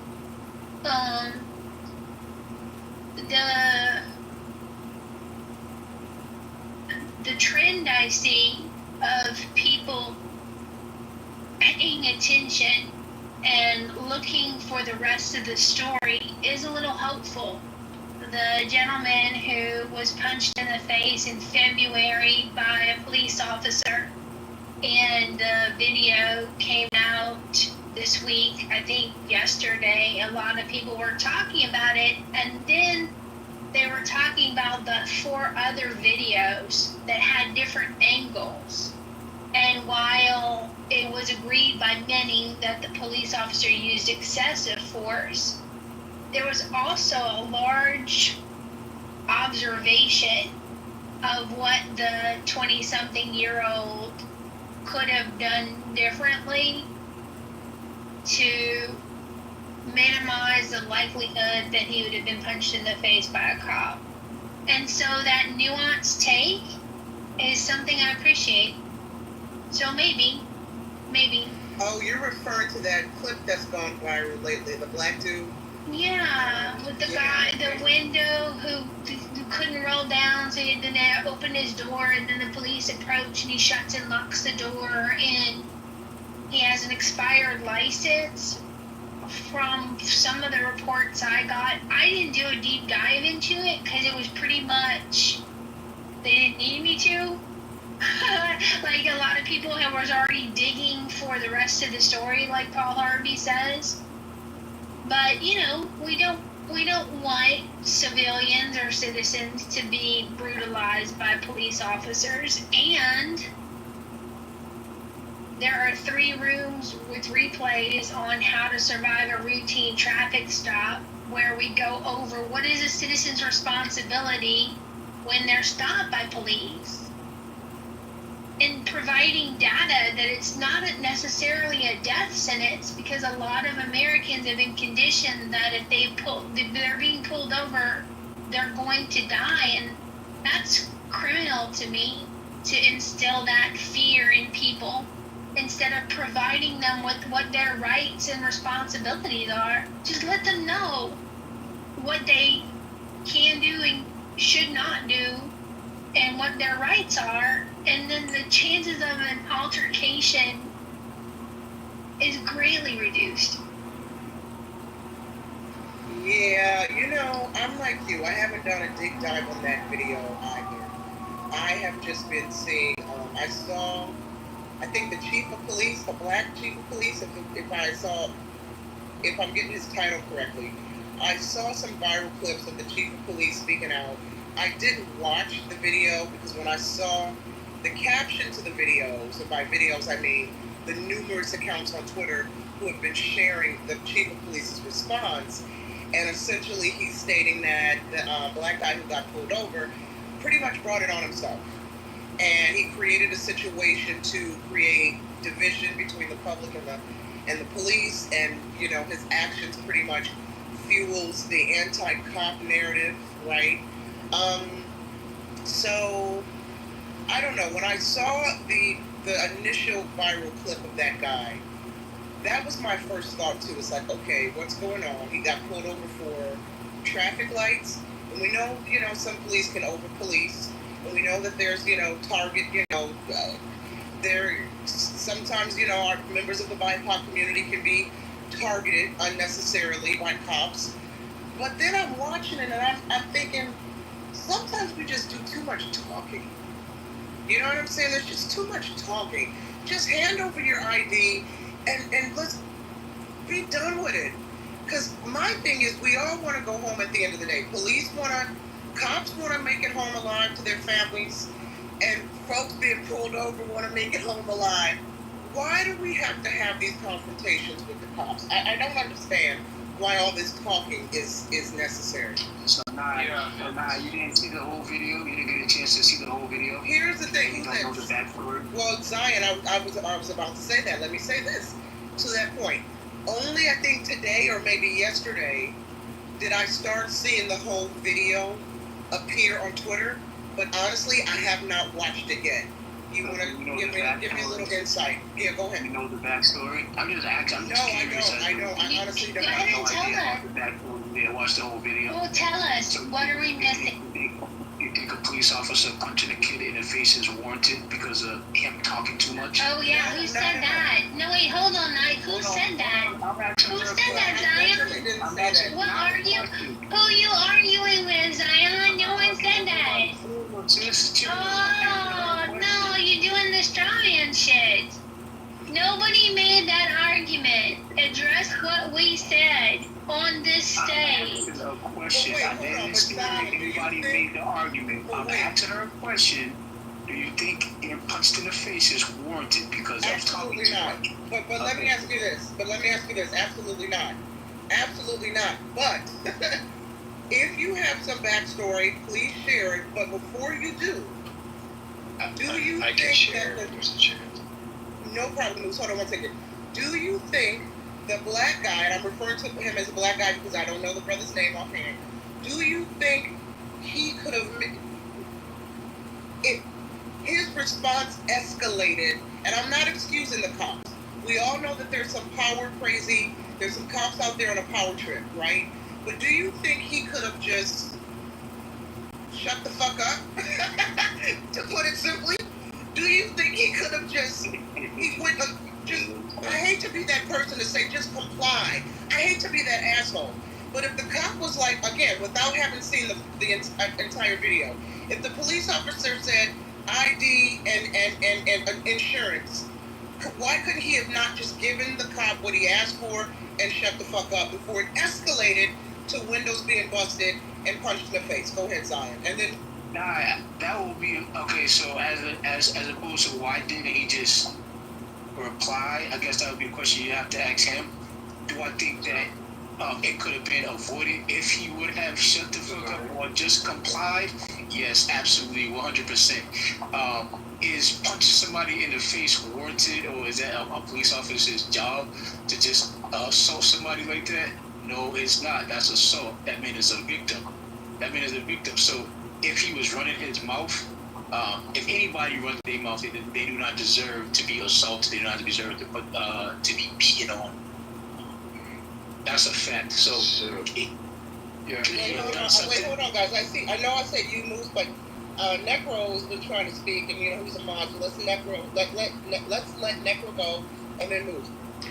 Yeah, right. Yeah. So go ahead. Yeah. So I mean, to speak more to Noah's point, I know it's like something that sounds just cringy. The idea of like, you know, saying that they should just submit, but I don't think it's a matter of submission. It's like if you don't want, you know, the situation to, you know, escalate essentially. I mean, you know, it's like it's standard protocol. It's like if the police are to identify you for a specific crime or whatever it is, it's like, you know, you always like, you know, give them, you know, your ID specifically, because the only thing it shows you is that, you know, I mean, granted, yeah, he doesn't have the right to assault you if you are, you know, if you're cursing or anything like that, that's freedom of speech. But it's like, I mean, in general, it's like, if you want to avoid any sort of conflict whatsoever, then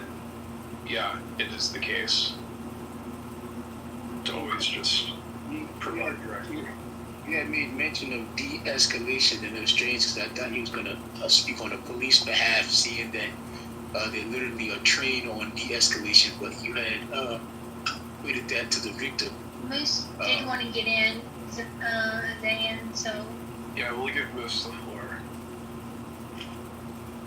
Thank you. I work in law enforcement, and while laws vary from state to state...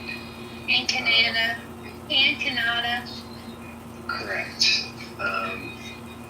I'm new to law enforcement, so what I didn't realize myself. So essentially, you have to remember, once you've been pulled over, and the officers approach, they, at any time when you're asked to step out of the vehicle, that is a lawful command. So, although, and I watched the video, my first reaction was like many, like, wow, these guys are crazy, you know, his hands are in the air, he's no threat. But what a lot of folks don't realize, the car he's in is still a weapon. So once the officer says, start looking up to step out of your horse. That would take people like that to say, I'm almost done. I'm almost done, Zach. I'm almost done. I'm almost done. I didn't interrupt you. I didn't interrupt you. Zion, hold on. So that's why the advisor's lawyer did plead guilty to non-violent resistance because the officers was well in their legal right to break the window because anytime you're asked to get out of a car, you just do it, right? You show your hands, you provide whatever. I think he was freaking out. He knew he was driving. It actually wasn't an expired license. It was actually worse. It was a suspended license. However, the distinction is once he was out of the car and his hands were still in the air, and there was clearly no threat. You see the multiple officers around him. That is where the other officer who sucker punched him once he's out of the car. That's when he went over the line. That was not okay. So there'll probably be a civil suit around that. But bottom line, anytime an officer, whether you've done absolutely nothing wrong or not, you get out of the car, you comply. Because even though he's showing his hands, and he folds his arms and he's showing his hands, he resisted a lawful command to just simply get out of the vehicle. And you actually can see him in the video asking the officer to provide the law statute for having headlights on. That is the worst thing. So it's not the officer's job to provide you with the law context. They have to. That's for what the courts are. That's what lawyers are. The officers are trained to have probable cause, which they did. And therefore asked him to step out of the car.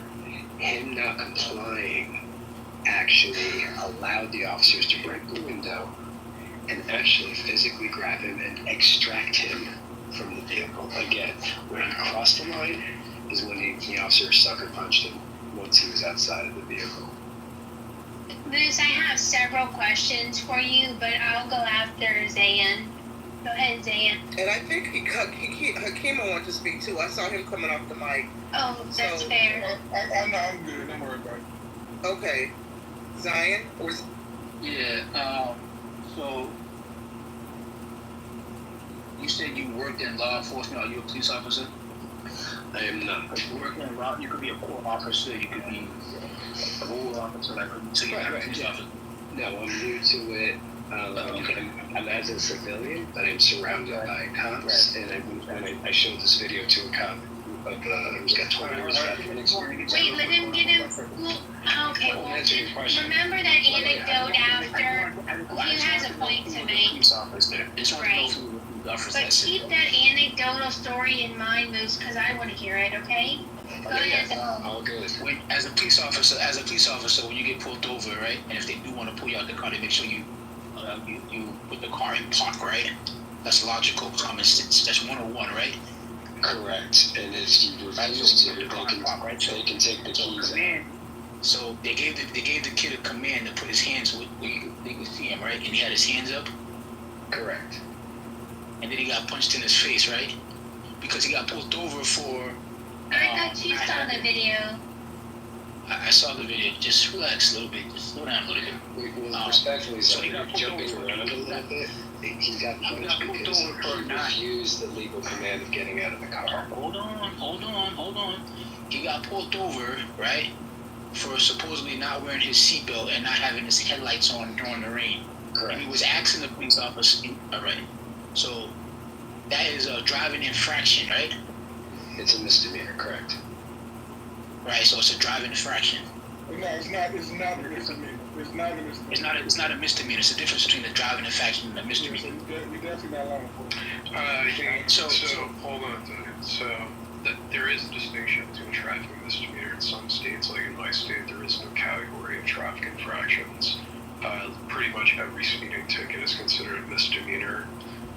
But yeah, it varies by state. I hold on to this. So I just want to speak on the commentary of this. So I don't know which state he was in.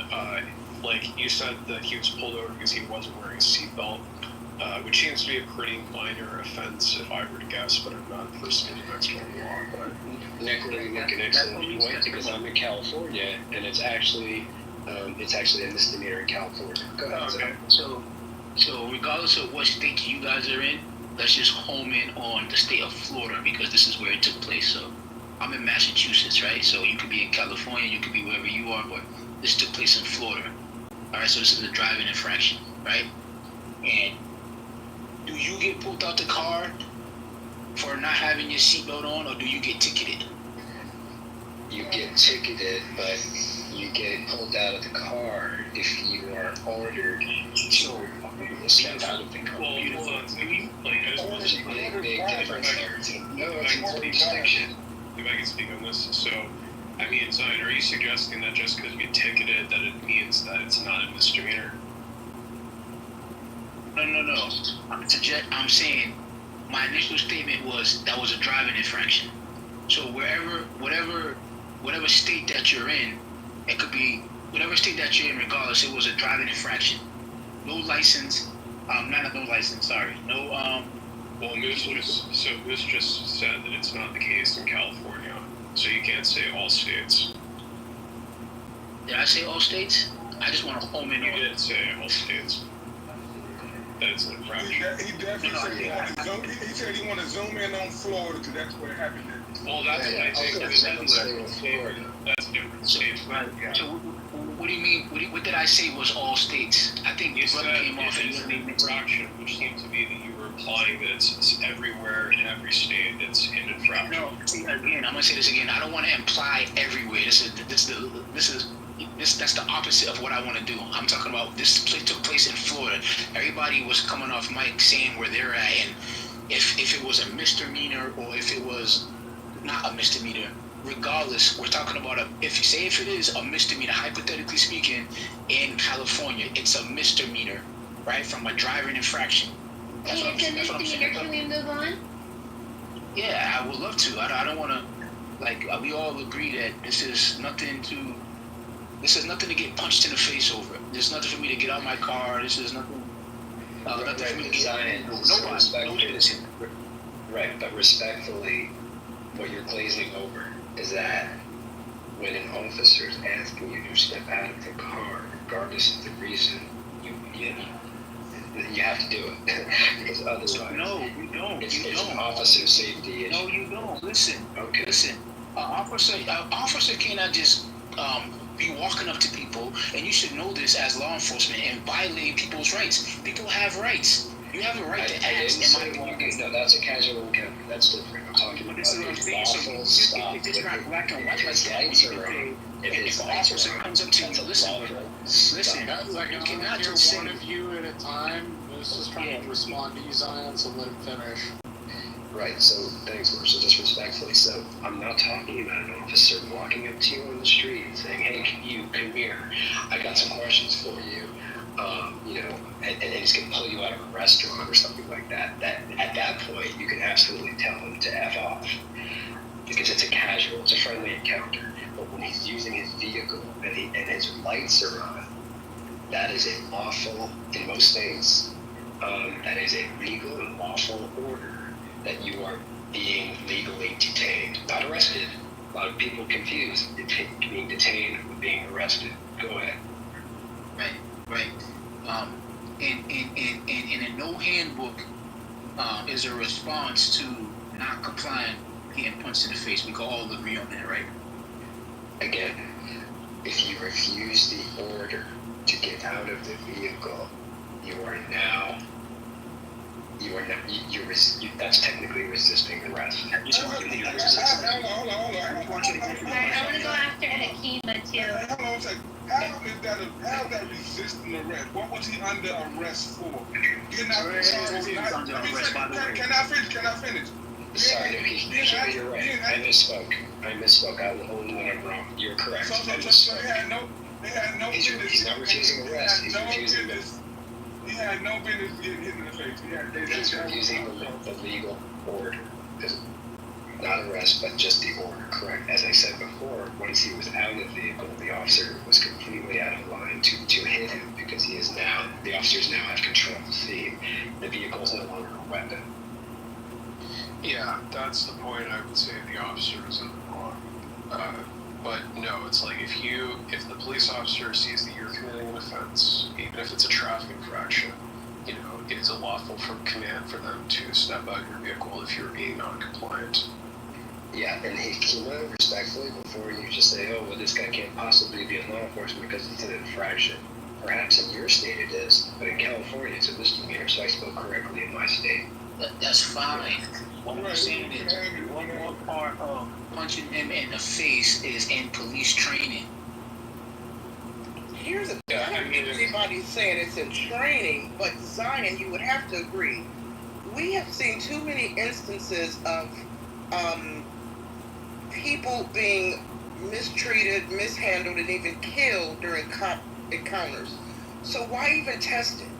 If the guy was given a police order, why not just follow the order? Why be argumentative, right?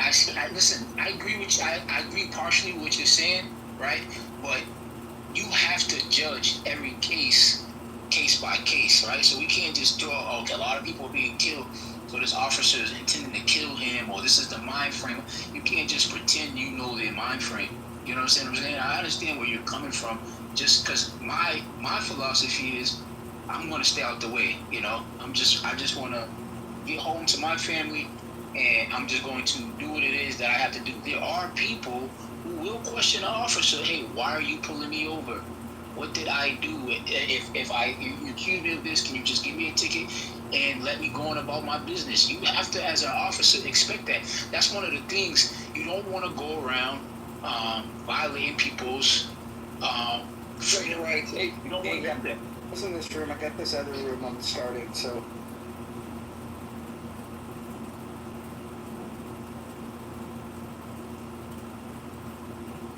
No, I got married when I was a teenager, brother. I've been married for over 14 years now. So I've been married. Okay, so you've been married for 14 years at 28? No, I got married at 16. So I'm different, bro. I come completely different than you guys. The math ain't matching. You said you got married 14 years ago, but you're 28, and you've been married for 14 years, but you got married at 16. 12 that math don't years. math. Anyways, I've been married for over 10 years, regardless, okay? Been married More importantly, were you a virgin when you met your wife? Me, yes, I was. Was your wife a virgin when she met you?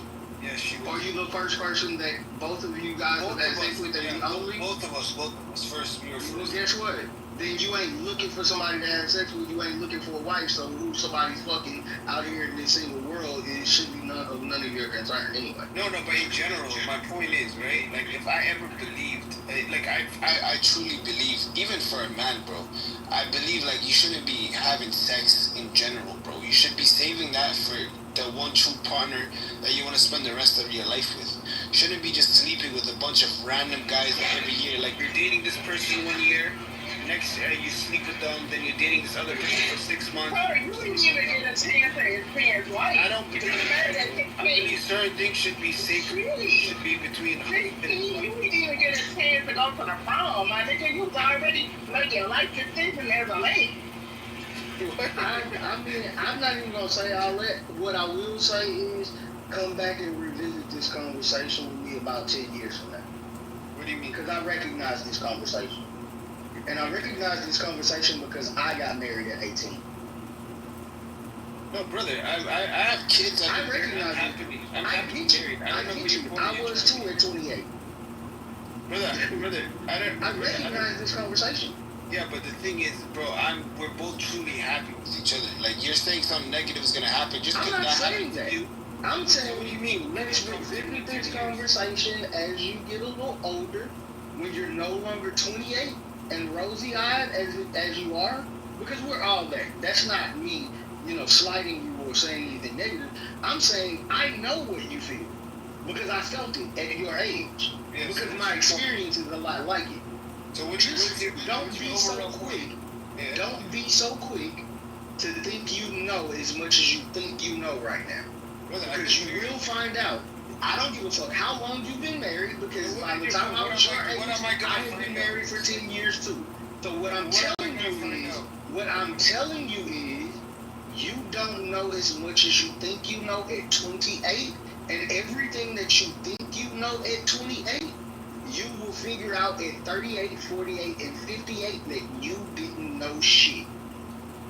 Because you take a step back. Just take a step back. Just take a step back. Can I just say something? I've met guys who were 40. I've met guys that are 50. I've met guys that are 18. Age is just a number, bro.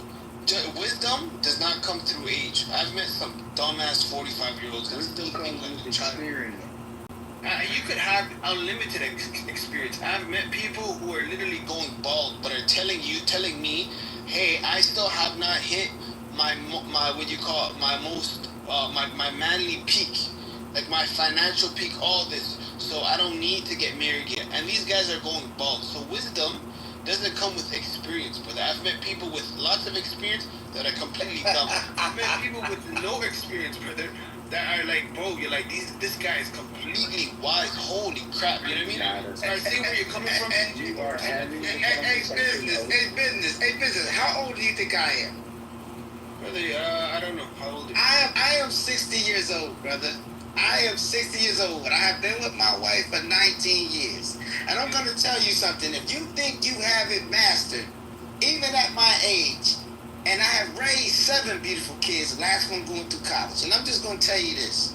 At the end of the day, if you think you have the master plan, even at my age, I can tell you, it is still a constant learning process, but it's about enjoying the journey. And see, here's the thing. You're going to constantly be building that shit. You're going to constantly learn some shit or whatever, some new shit, because guess what? You're constantly evolving. You may be okay where you are right now, but you don't know what life going to throw at you down the road. You don't know what it is yet. When financial shit can happen. Relationships hit a fucking flat tire sometime, and you got to fucking figure that shit out. You know, shit change. Women go through changes, through menopause and shit. Men go through their bullshit. But it is a whole lot to this gambit right now. Yes, you're in that comfort zone, which I call a pink cloud. But as you get older, bruh, it becomes this thing where you have to constantly be paying attention to what it is. And age does make a difference. See, it kills me on Clubhouse when they think because a person is older, they don't know. How the hell you think I got here? How the hell you think I've lived so long? So in other words, if I can show you any piece of wisdom that can help you to maybe avoid or you can use so you can navigate through what you're going through, that is what wisdom is. And at 28 years old, and I have a son your actual age, and if he was to tell me that he got it down pat, I would just sit here and laugh like DJ was doing, because, you know, if you think you got it figured out, go ahead. Because I'm going to be sitting right here when you come back to me with your head down and say, damn, I thought I had it. But it is a constant growth process until you take your last breath, as long as you live with a person. Hey, I know this is off stage, but be honest. Be honest. You look like you ate some good ass ribs. Hey, as long as I got that bottle of Macallan and my cigar in my mouth, we good to go. I look like you ate some good ass ribs. Yeah, I was like, damn, you got me hungry now. Alright. That's funny. It's always interesting. And I know we've experienced this a lot throughout our life as he's gotten older. And you 20 years older than me, so I look at it and we hear ourselves in these conversations quite often from the younger guys who just haven't experienced that shit yet. And we remember that moment when we said it to our fathers and we said it to our uncles and we said it to the older cats in the hood that we would talk to. We said these exact same things. Exactly. That's why when you said, I hear this conversation, I see where this is going. I said, yep. I said, but you know what the crazy part about it is? We've got a generation now who don't think. It's like this. If you look at me, you wouldn't know my past. Look, I done been to the military. I done been incarcerated. I done been through all of that. Now, my life is straightened out. You know, raising a kid. But you know, my point being, at the end of the day, I have actual experience of what I've been what I'm talking about. I'm not sitting here going to tell you something I don't know. And so for the younger ones, listen, the game never changes, only the players. And right now, I don't understand these young dudes, and I'm going to say this. These women are making money, and all the brother got to do is step up their motherfucking game, and they want to sit there and not do that. I don't get this shit. Because I'm going to tell you something. There's no such thing to me as these male women these dudes is. All I see is a bunch of dudes crying because you want something, but if a woman built something, you got to show her she can entrust you with that shit. You got to show her that, you know what, goddamn, you know what? I can let my hair down with this nigga because I know if shit fall apart, he got me. But dudes ain't trying to do that. And here's the thing. I'm telling you, I'm a tough dude. My wife got a mouth for her like it was a name, but she know at the end of the day who the hell I am and what I am. And until you establish yourself with a woman, submission is shown by a man. You know what? We submit to everything before she does it. We show her what our submission looks like. And too many men are giving that shit up. Because at the end of the day, if you're to me, and I'm gonna lay my plate, and I believe in this, if my house is out of order, the only person I have to look at is myself. I truly believe that. And that's withholding my woman accountable. It's just, and all of this really boils down to, from my perspective, is the older you get, the more you realize that you should be slower to speak and judge and quicker to sit back, observe, and listen. And typically, it goes the opposite way the younger you are, and you don't realize the wisdom in being able to sit back and observe and just witness what's happening around you, what's coming. Because these things come. Like, a lot of things, especially within marriage, man, you don't realize just how long life is. Like, you have a concept of it to a certain extent, but it's much like the way a child doesn't understand the concept of an hour, and then a teenager starts to understand the concept of a year, and then in your 20s you start to understand the concept of a decade, because that's the first time that you remember what it was like 10 years ago. Well, as you get into that 30s, 40s, 50s, and 60s, that scale just becomes bigger, and you start to realize that history repeats itself over and over. And you can start to see the trends that happen in life.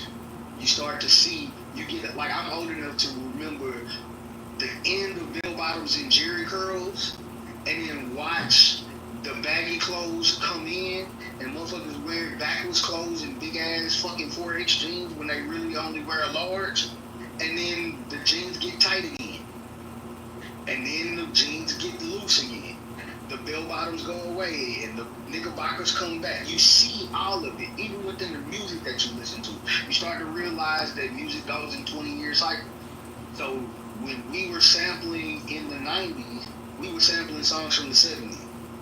In the 20s, in the 2000s, they were sampling songs from the 80s. The 2010s, they sampling songs from the early 90s and late 80s. And now, even right now in 2025, they're sampling shit from the late 90s and early 2000s. And you see those trends happen because history just works itself in certain time periods. It's the same thing that you start to realize when you pay attention to politics, that every 4 to 8 years, you're going to see a Republican shift that happens. The first 4 years of that Democratic presidency, you're going to have a great time. And in the second 8 years of that Democratic presidency, you'll get a Republican Congress halfway through it, and they're going to fuck up everything. And then you're going to get a Republican president for the next 8 years, typically. And they're going to do the next 8 years of fucking that shit up just for the Democrats to start the cycle all over. But it's like, that's just how history works. I've been saying this to people a lot, and they get mad at me, especially younger people. And I'm like, I really wish I would stop saying you're strong and you're old at 30. You know, my godmother is 70-something years old. And what's in her life, it helped me realize how much I am not grown. And I'm in my 40s. Like, it helped me understand how much you don't know, Sid. But we so big on wanting to be old. I don't want to be old before my time. Like you said, 30 hit different because 30 come with different responsibilities. 40 gonna hit different because the same mistakes you made in your 30s, you damn sure should not be making in your 40s. it's gonna hit different because you're gonna look at the mistakes you made in your 40s and be like, yeah, damn, how the fuck was I making that? Like, you know what? I'm gonna have to go. God damn, I'm sorry. But that reality that people don't realize, and I'm like, to so many people in their 20s and 30s, I have never in my life seen so many people want to be old so fast. I'm grown. You ain't been through shit really yet, and I get it. You're 30, but there's so much more to life. Like, the way we talking nowadays is like, they talking about 30 is middle age. I'm like, what the fuck? Yeah, I know people live to 80, right? 90. In many cases, 100. But we don't realize that. And I think we're shortening our life that you're much older than what you are when you don't realize there's so much more to go. My godmother has been, and I say, there's stages of being a woman. You a daughter, you a it's like 5 stages that they older people claim. It's a daughter, a sister, a mother, a wife, a widow. And to watch my godmother have went through all of those stages and now she's a widow, I'm like, so it's a whole nother level of life that I would not have thought. Like, you know, you think you got it. I'm a good mother. I did it. Man, motherhood even is in phases. Like, motherhood to a baby, motherhood to a little kid, motherhood to a teenager, motherhood to a whole fucking adult. Like, you never grown. You always growing. And I think if people start realizing that and they stop judging every situation on your situation, because that works for you, don't mean it works for everybody. Be open, because I love to say God has a way of, just when you think everything is great and good and you happy, flipping that shit on its head just to show you another way. So I mean,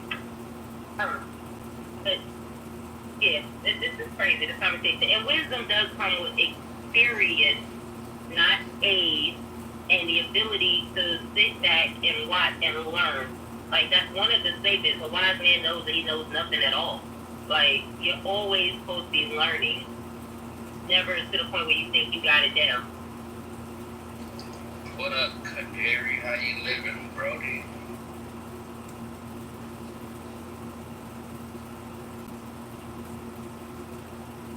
Yeah, it's so funny, man. Just thinking about all of the shit that I just knew about the world at 17, 18 years old. And all of the times I've heard my mother, who just died, she was 85, told me, nigga, ain't nothing under, son. I seen that before. Nigga, I already know what you're thinking because you already thought it before. Hell, I done thought it before too. I could never surprise my mama. In 40 years of life, I had never surprised my mama. She always saw it come. Same thing with my daddy. To the day he died, that motherfucker said, when I walked in his room, because he died the day I found out I was having a daughter. Walk in that room and I went to talk to him, and that nigga said, hey, you got a baby on the way, ain't you? Yeah. You know what to do. Get the fuck out of my room, nigga. I don't want to hear that shit. And that was the whole conversation. Like, it was never a surprise. Because they've been here before. They've been you before. They've been me before. They see these experiences and they understand them for what they are, so they're able to recognize those patterns. And as you get older and as you get wiser and as you experience these things, the things that you experience, they come out. And you just be like, damn, fuck that shit come from? But then you realize, oh shit, I did that shit too when I was 16. Oh yeah, I did take my mama cold without her permission. So then when you get your kid 16, you fully expect them to take your car without permission. You so can tell the signs. You can tell the signs. Oh, you looking at my car. You looking at my car. Yeah. All of a sudden they take a special interest in where you keep your car keys and shit. Yeah, but I think that's the problem. I think that mindset where, like, we think, like, if you're 30, like, I've spoken to some men, they're like 35, literally, they have gray hair, some of them are going bald, and they will tell you that they're actually young. I mean, they'll tell you that, hey, I'm still young, you know, X, Y, and Z. I feel like the only person as a man you can ask for wisdom or experience is your father, especially if he's an honorable person, right? But everybody else that's older than you, you can't really take their advice like that because you don't know who they are as a man. You don't know the mistakes they made. You don't know the shortcoming. You don't know their beliefs. They might not believe in the same thing as you, right? Some people were raised different. Some people at 16 or at 15 were still playing at the park, going on the swings. Some 15-year-olds are back home in Africa. They're in the army, bro. They're fighting. They killed a whole man at that age, right? So everyone is raised differently. Everyone grows differently. Some people grow faster than others. Some men are 35 and their mindset's like they're 20 because they never had to grow. They were privileged. They were protected, So this is why I say like it's very important not to. And I believe at 30, at 28, like my father told me as soon as I touched 13, he said, "You're a grown man. Like you're a man now." You know what I mean? You can't be doing certain. You're a man. You know what I mean? I never forget. And some people don't get that. Some people think they're a man at 35, 28. Everyone has a different mindset. So, and also again about wisdom, bro. I don't believe that it comes through experience because some person might be going through way more experience than you at just the age of 20. Wherever they were raised up from, they might have been in the army. They might have seen this, that. So they have way more experience than somebody at the age of 30 because this person, all he did was stay at his mother's house, go to college, and now he's looking for a career. Compared to somebody that had to, struggle, migrate here. He had like 5 lives by the time he touched 30. So, I don't know, man. I disagree a little bit.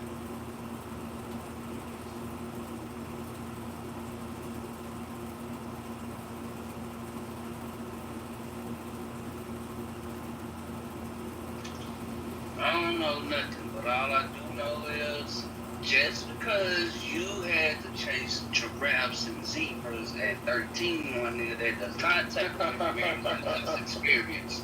I fuck with you the long way, right? But I'm not just gonna let you sit here and continue to say, "Oh, these niggas are dumb," and all this other shit. No one's dumb though. You did X, Y, and Z while you was younger. That's cool, bruh. You know what I'm saying? I'm just saying, bruh. Jesus Christ. Nah, I don't think anybody's dumb.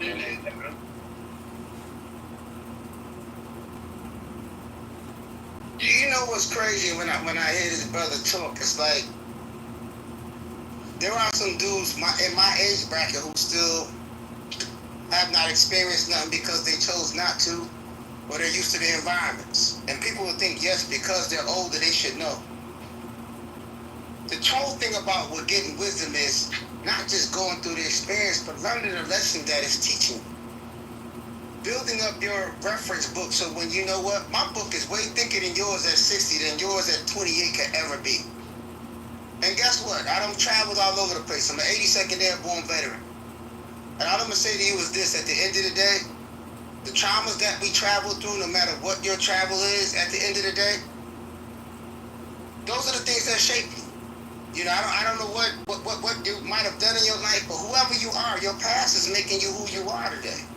And if you got the lessons in it, that's what it is. People be too stuck in the trauma. Oh, it hurt me. Oh, I'm sad. But what was you trying to get taught in the middle of this shit? See, I play my tape back every day when I go to sleep and say to myself, how can I be better for the next day? That's like I say to myself, my wife deserves the best version of me.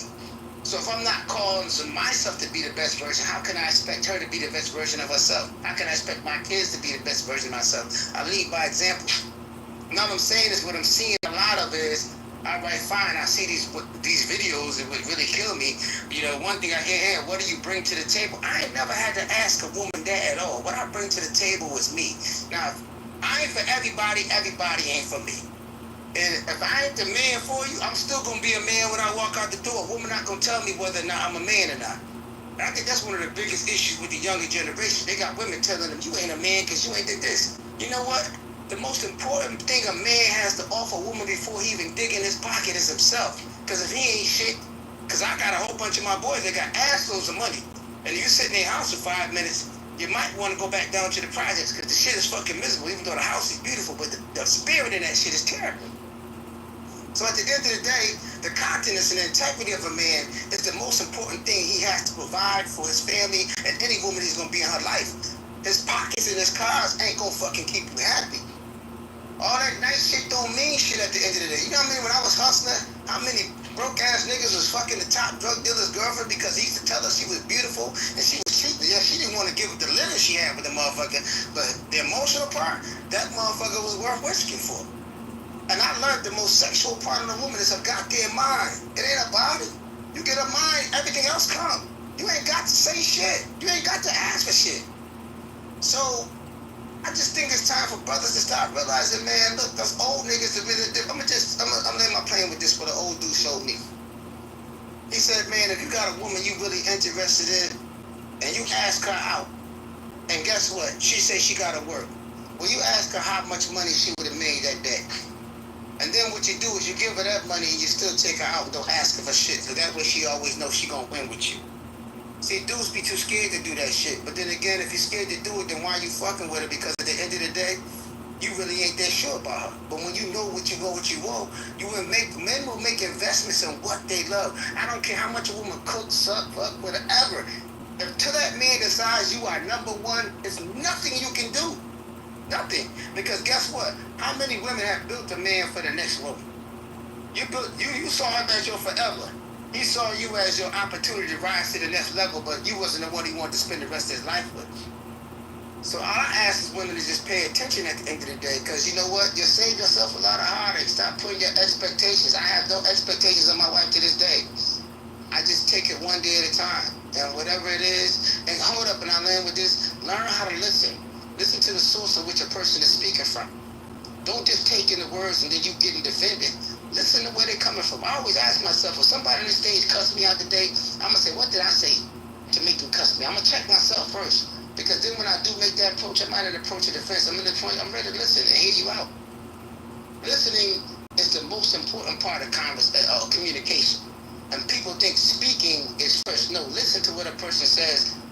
Take 10 seconds and have that shit resonate with you. Then respond. Life is easier that way. So Wiggles, Stan, y'all. I gotta go get showered so I can get ready for my hot date tonight. I'm so happy for you. Good luck. Good luck. I picked out my favorite polo out. This polo is matching Air Maxes, 97s of course. I'm very happy for you. But yes, that I plan to have a wonderful evening, and I hope you guys do the same. I just want to point out that young man that was arguing with us ain't old enough to know that his wife is not sexually satisfied yet. We don't know where clitoris is yet. He ain't figured that part out yet. Yikes. What did I miss? I was on the phone. So he came and he was, basically trying to put forth all of these ideas of who should be having sex and who shouldn't be having sex and how you should only have sex with one person for your entire life and all that. Thank God, that sounds boring. Because he got married allegedly at 14, but he's 28. He got married allegedly at 16, but he's 28 and has been married for 14 years, which would have made him be married at 14. So I kind of pointed out that the math wasn't math in that scenario. And then he got into this back and forth with me about bullshit.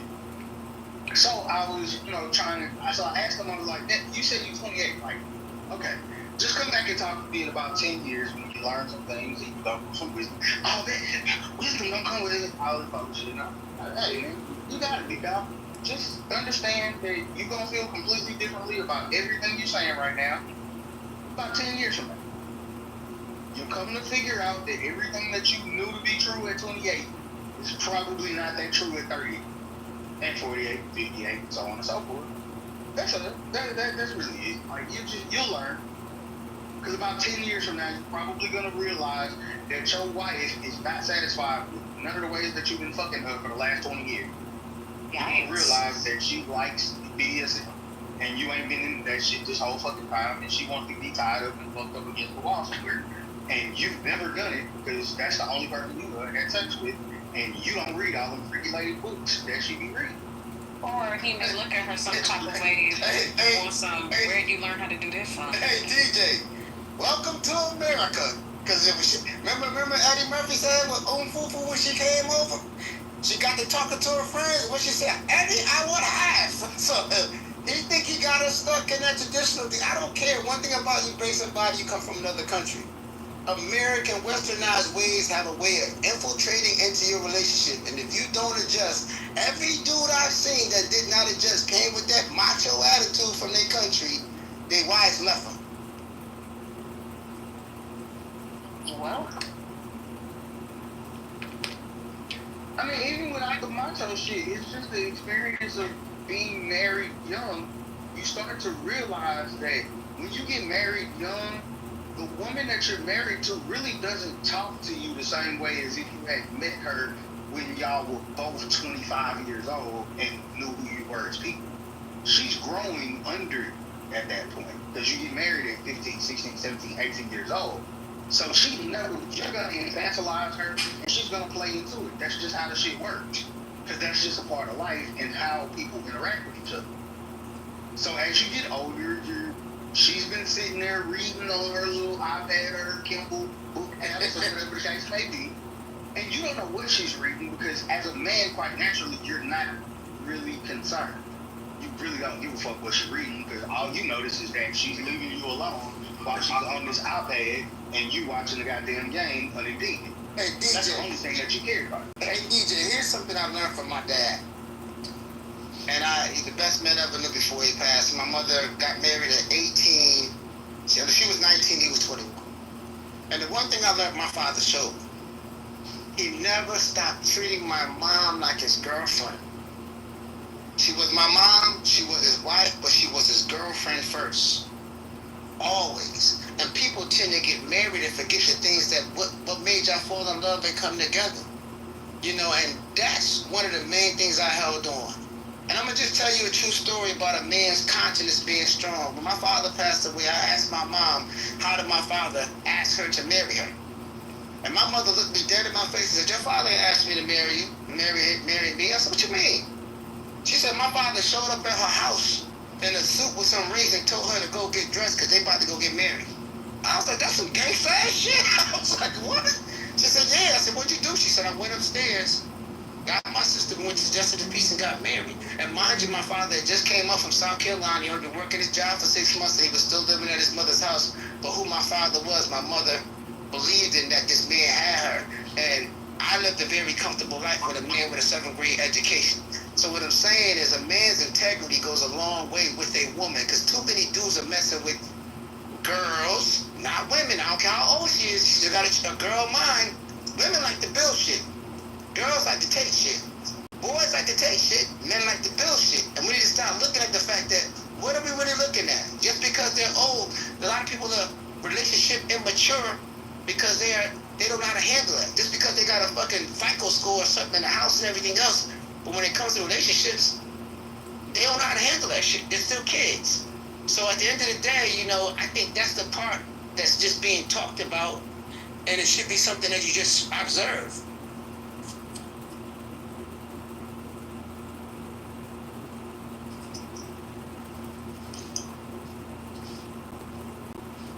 Oh, that's how that shit started.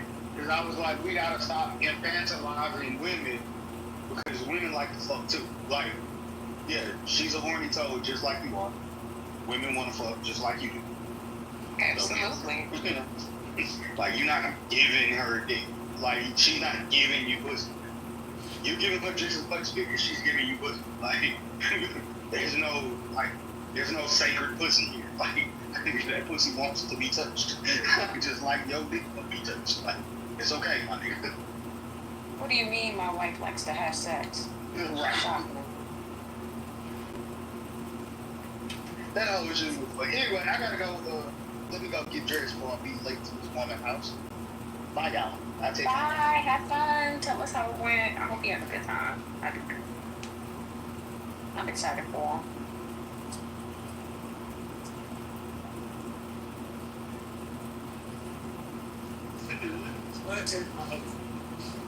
What am I doing right now? Okay, 681.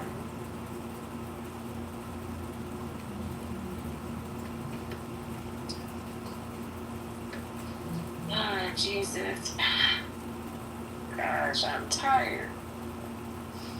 Yep, today has been one for the record. Not gonna hold y'all. It's been a crazy day. I love it here.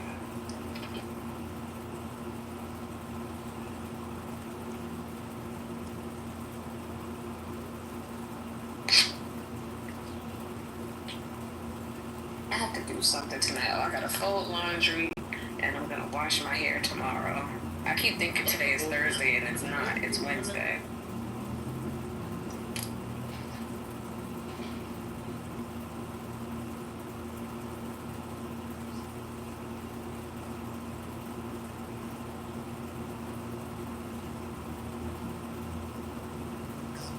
There you go, we up. Oh God.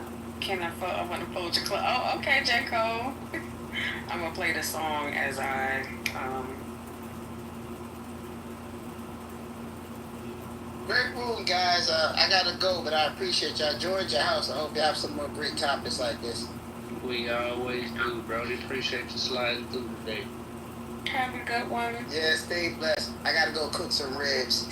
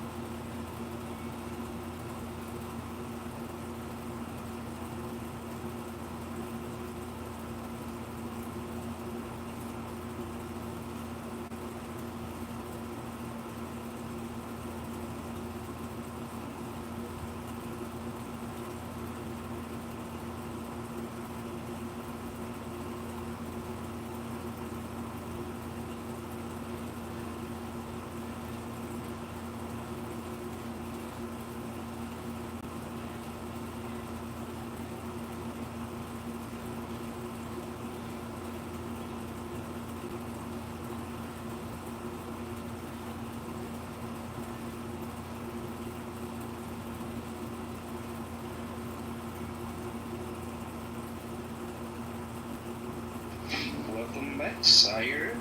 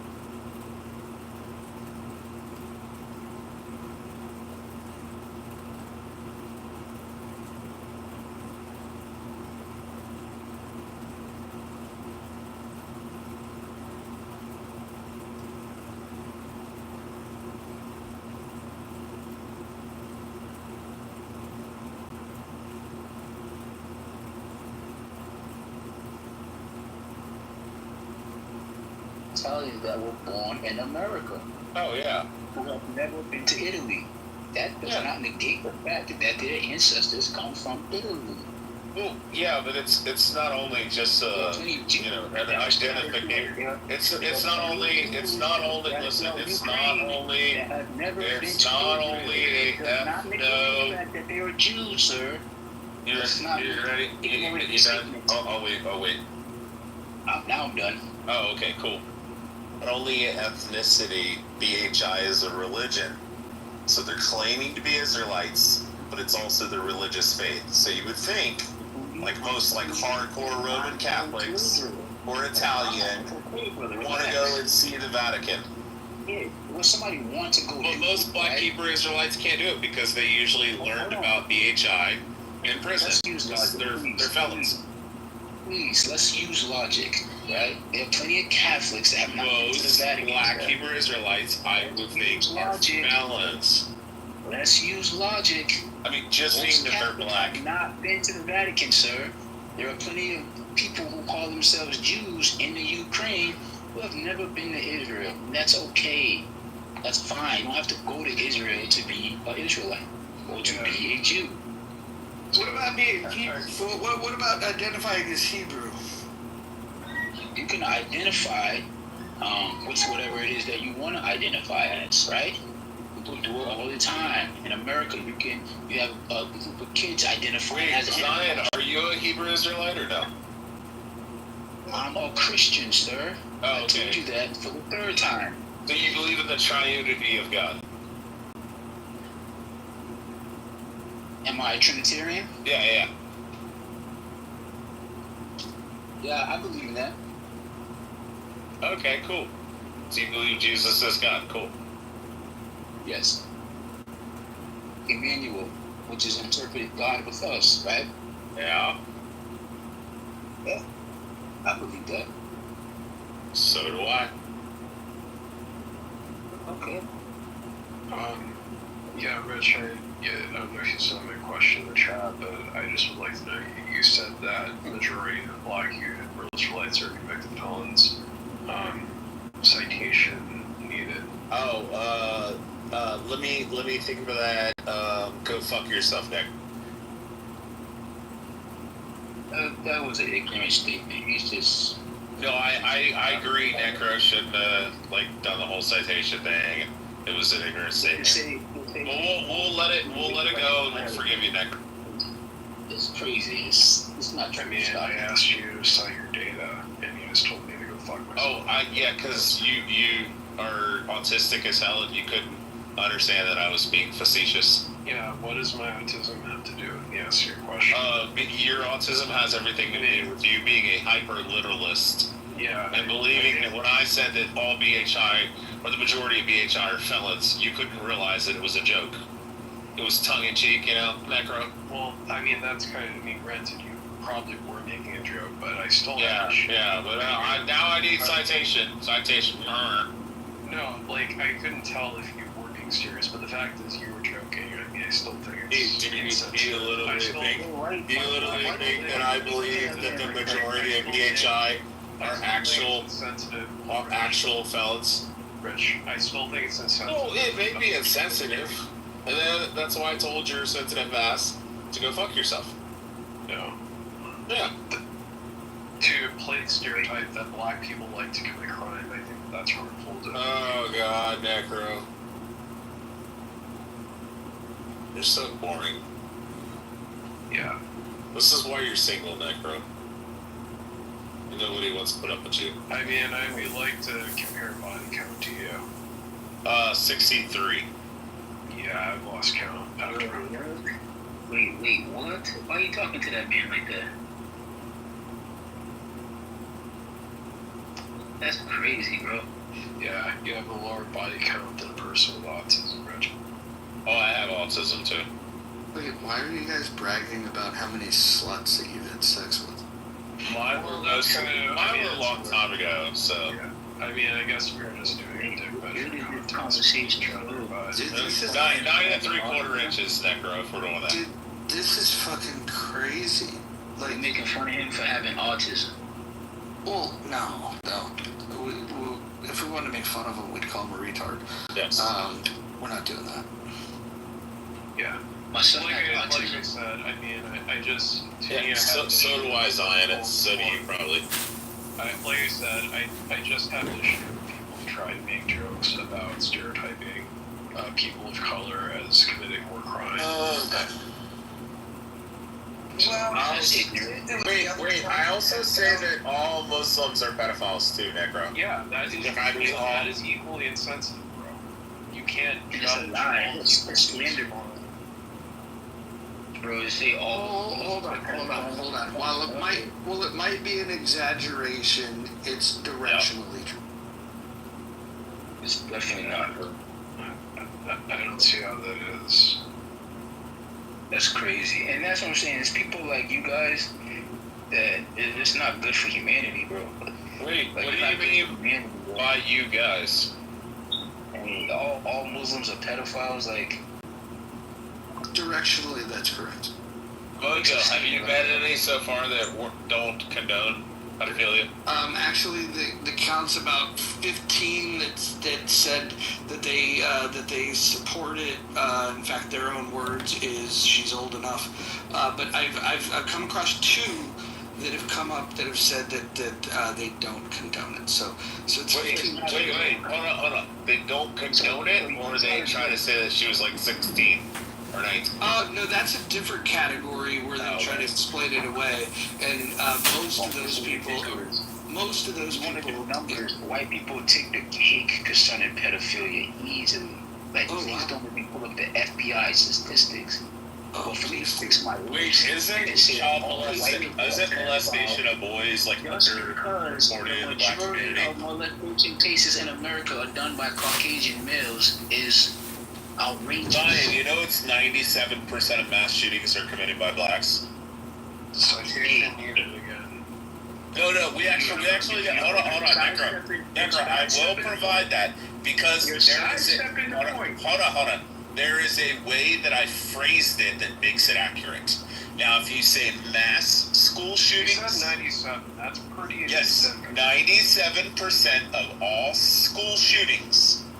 I'm sorry, of all school shootings. 97% of all school shootings are committed by blacks. Because it is a single hold on. I know, I misspoke. I'm correcting myself.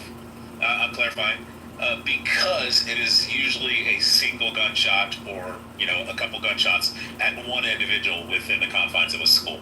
Now, if you're talking about mass school shootings, then it's almost majority is white. Yeah. How many people need to be shot in order for it to be considered a mass shooting, and when do they implement this? 3 or more individuals. So you guys still do make up the majority of mass shootings, but I don't remember the exact number of mass shootings. Changing the statistics. No, I misspoke when I said the 97%. That's school shootings. This happened. This is what I'm saying, though. That this change of statistics happened recently, where it has to be more than 3 for it to be considered a mass shooting. It actually it was knowledge, or Necro, it was knowledge and chillism who actually brought the 97% posted in the chat that day. Because we were all really surprised, but then we started thinking about it.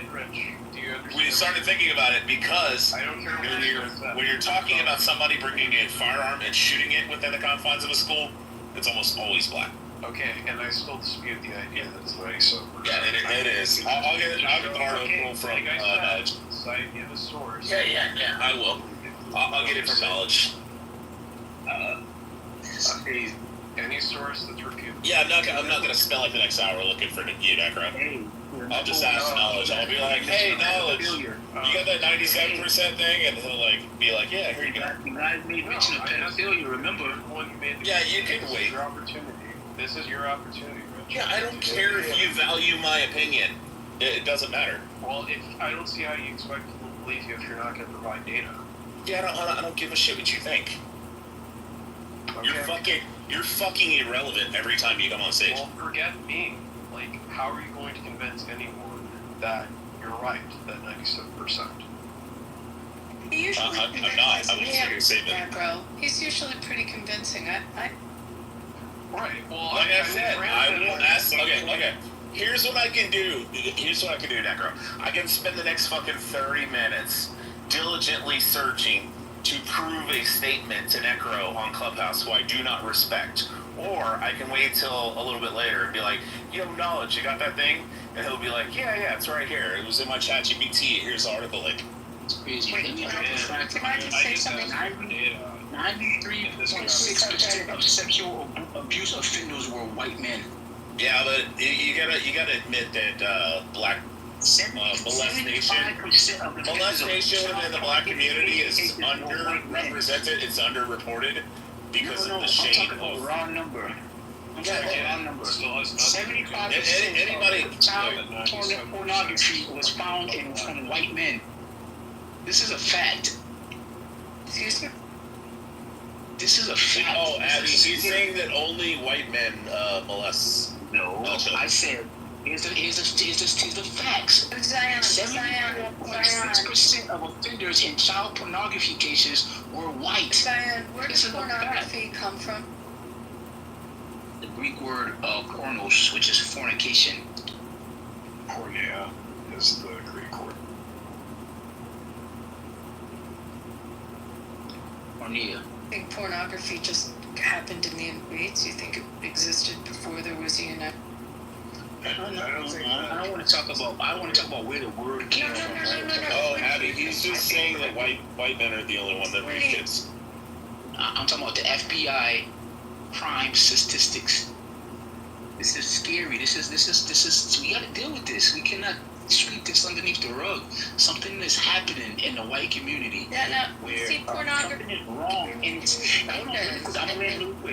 I'm gonna land really quick. It's gotten to the highest levels of government to the point where everybody's kicking this underneath the can. There's islands, that these people go to molest little girls and little boys. This is a problem. Yeah. Well, we can talk about other things, right? This is a real issue. This is a real issue. I think the police in Africa. I'm gonna land in 10 seconds. I want to remind you guys, the reason why this topic came up is because he said, that Muslims, all Muslims are pedophiles. Basically rapists. Oh, I also said it was hyperbolic speech. All right. So, but I'm not using hyperboles or hypotheticals. I'm using facts. 74% of child pornography is done by white men. This is scary. Yeah. I don't need my plane. I mean, like I said, Rich, I just asked you to provide one sample of data, and you couldn't provide one. No, I said I'm not going to spend the next 30 minutes trying to find, because the way that it's worded, even if I go to ChatGPT right now and I say, hey, Chat, because I'll have to go through all these fucking prompts and dream states and parallel universes with no restrictions and all this kind of shit. The way that I'll have to prompt ChatGPT, because he'll continuously say, well, you have to understand racial tensions and blah blah blah blah blah, and I'll have to do all this shit. Or I could just wait till I see Knowledge and be like, hey, Knowledge, can you give me that thing that you found on ChatGPT that shows that 97% of all school shootings are committed by black kids? Or black people? Rich. So I'll do that. So I'm gonna take the latter, Necro. Yeah, but I don't respect you, so it doesn't matter. Well, you clearly don't respect me, but it doesn't change the fact that you made a claim, and you're very specific. So you're making a claim that it's not really being hyperbolic when you say 97%. Like, that seems pretty specific.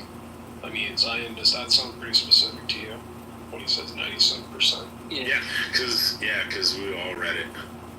Well, I didn't even believe it was that high. I was like, that can't be right. And everybody's like, Knowledge, post in the chat. And then we all read it. And we're like, oh, okay, yeah. Like if I said the same thing about white people, that it's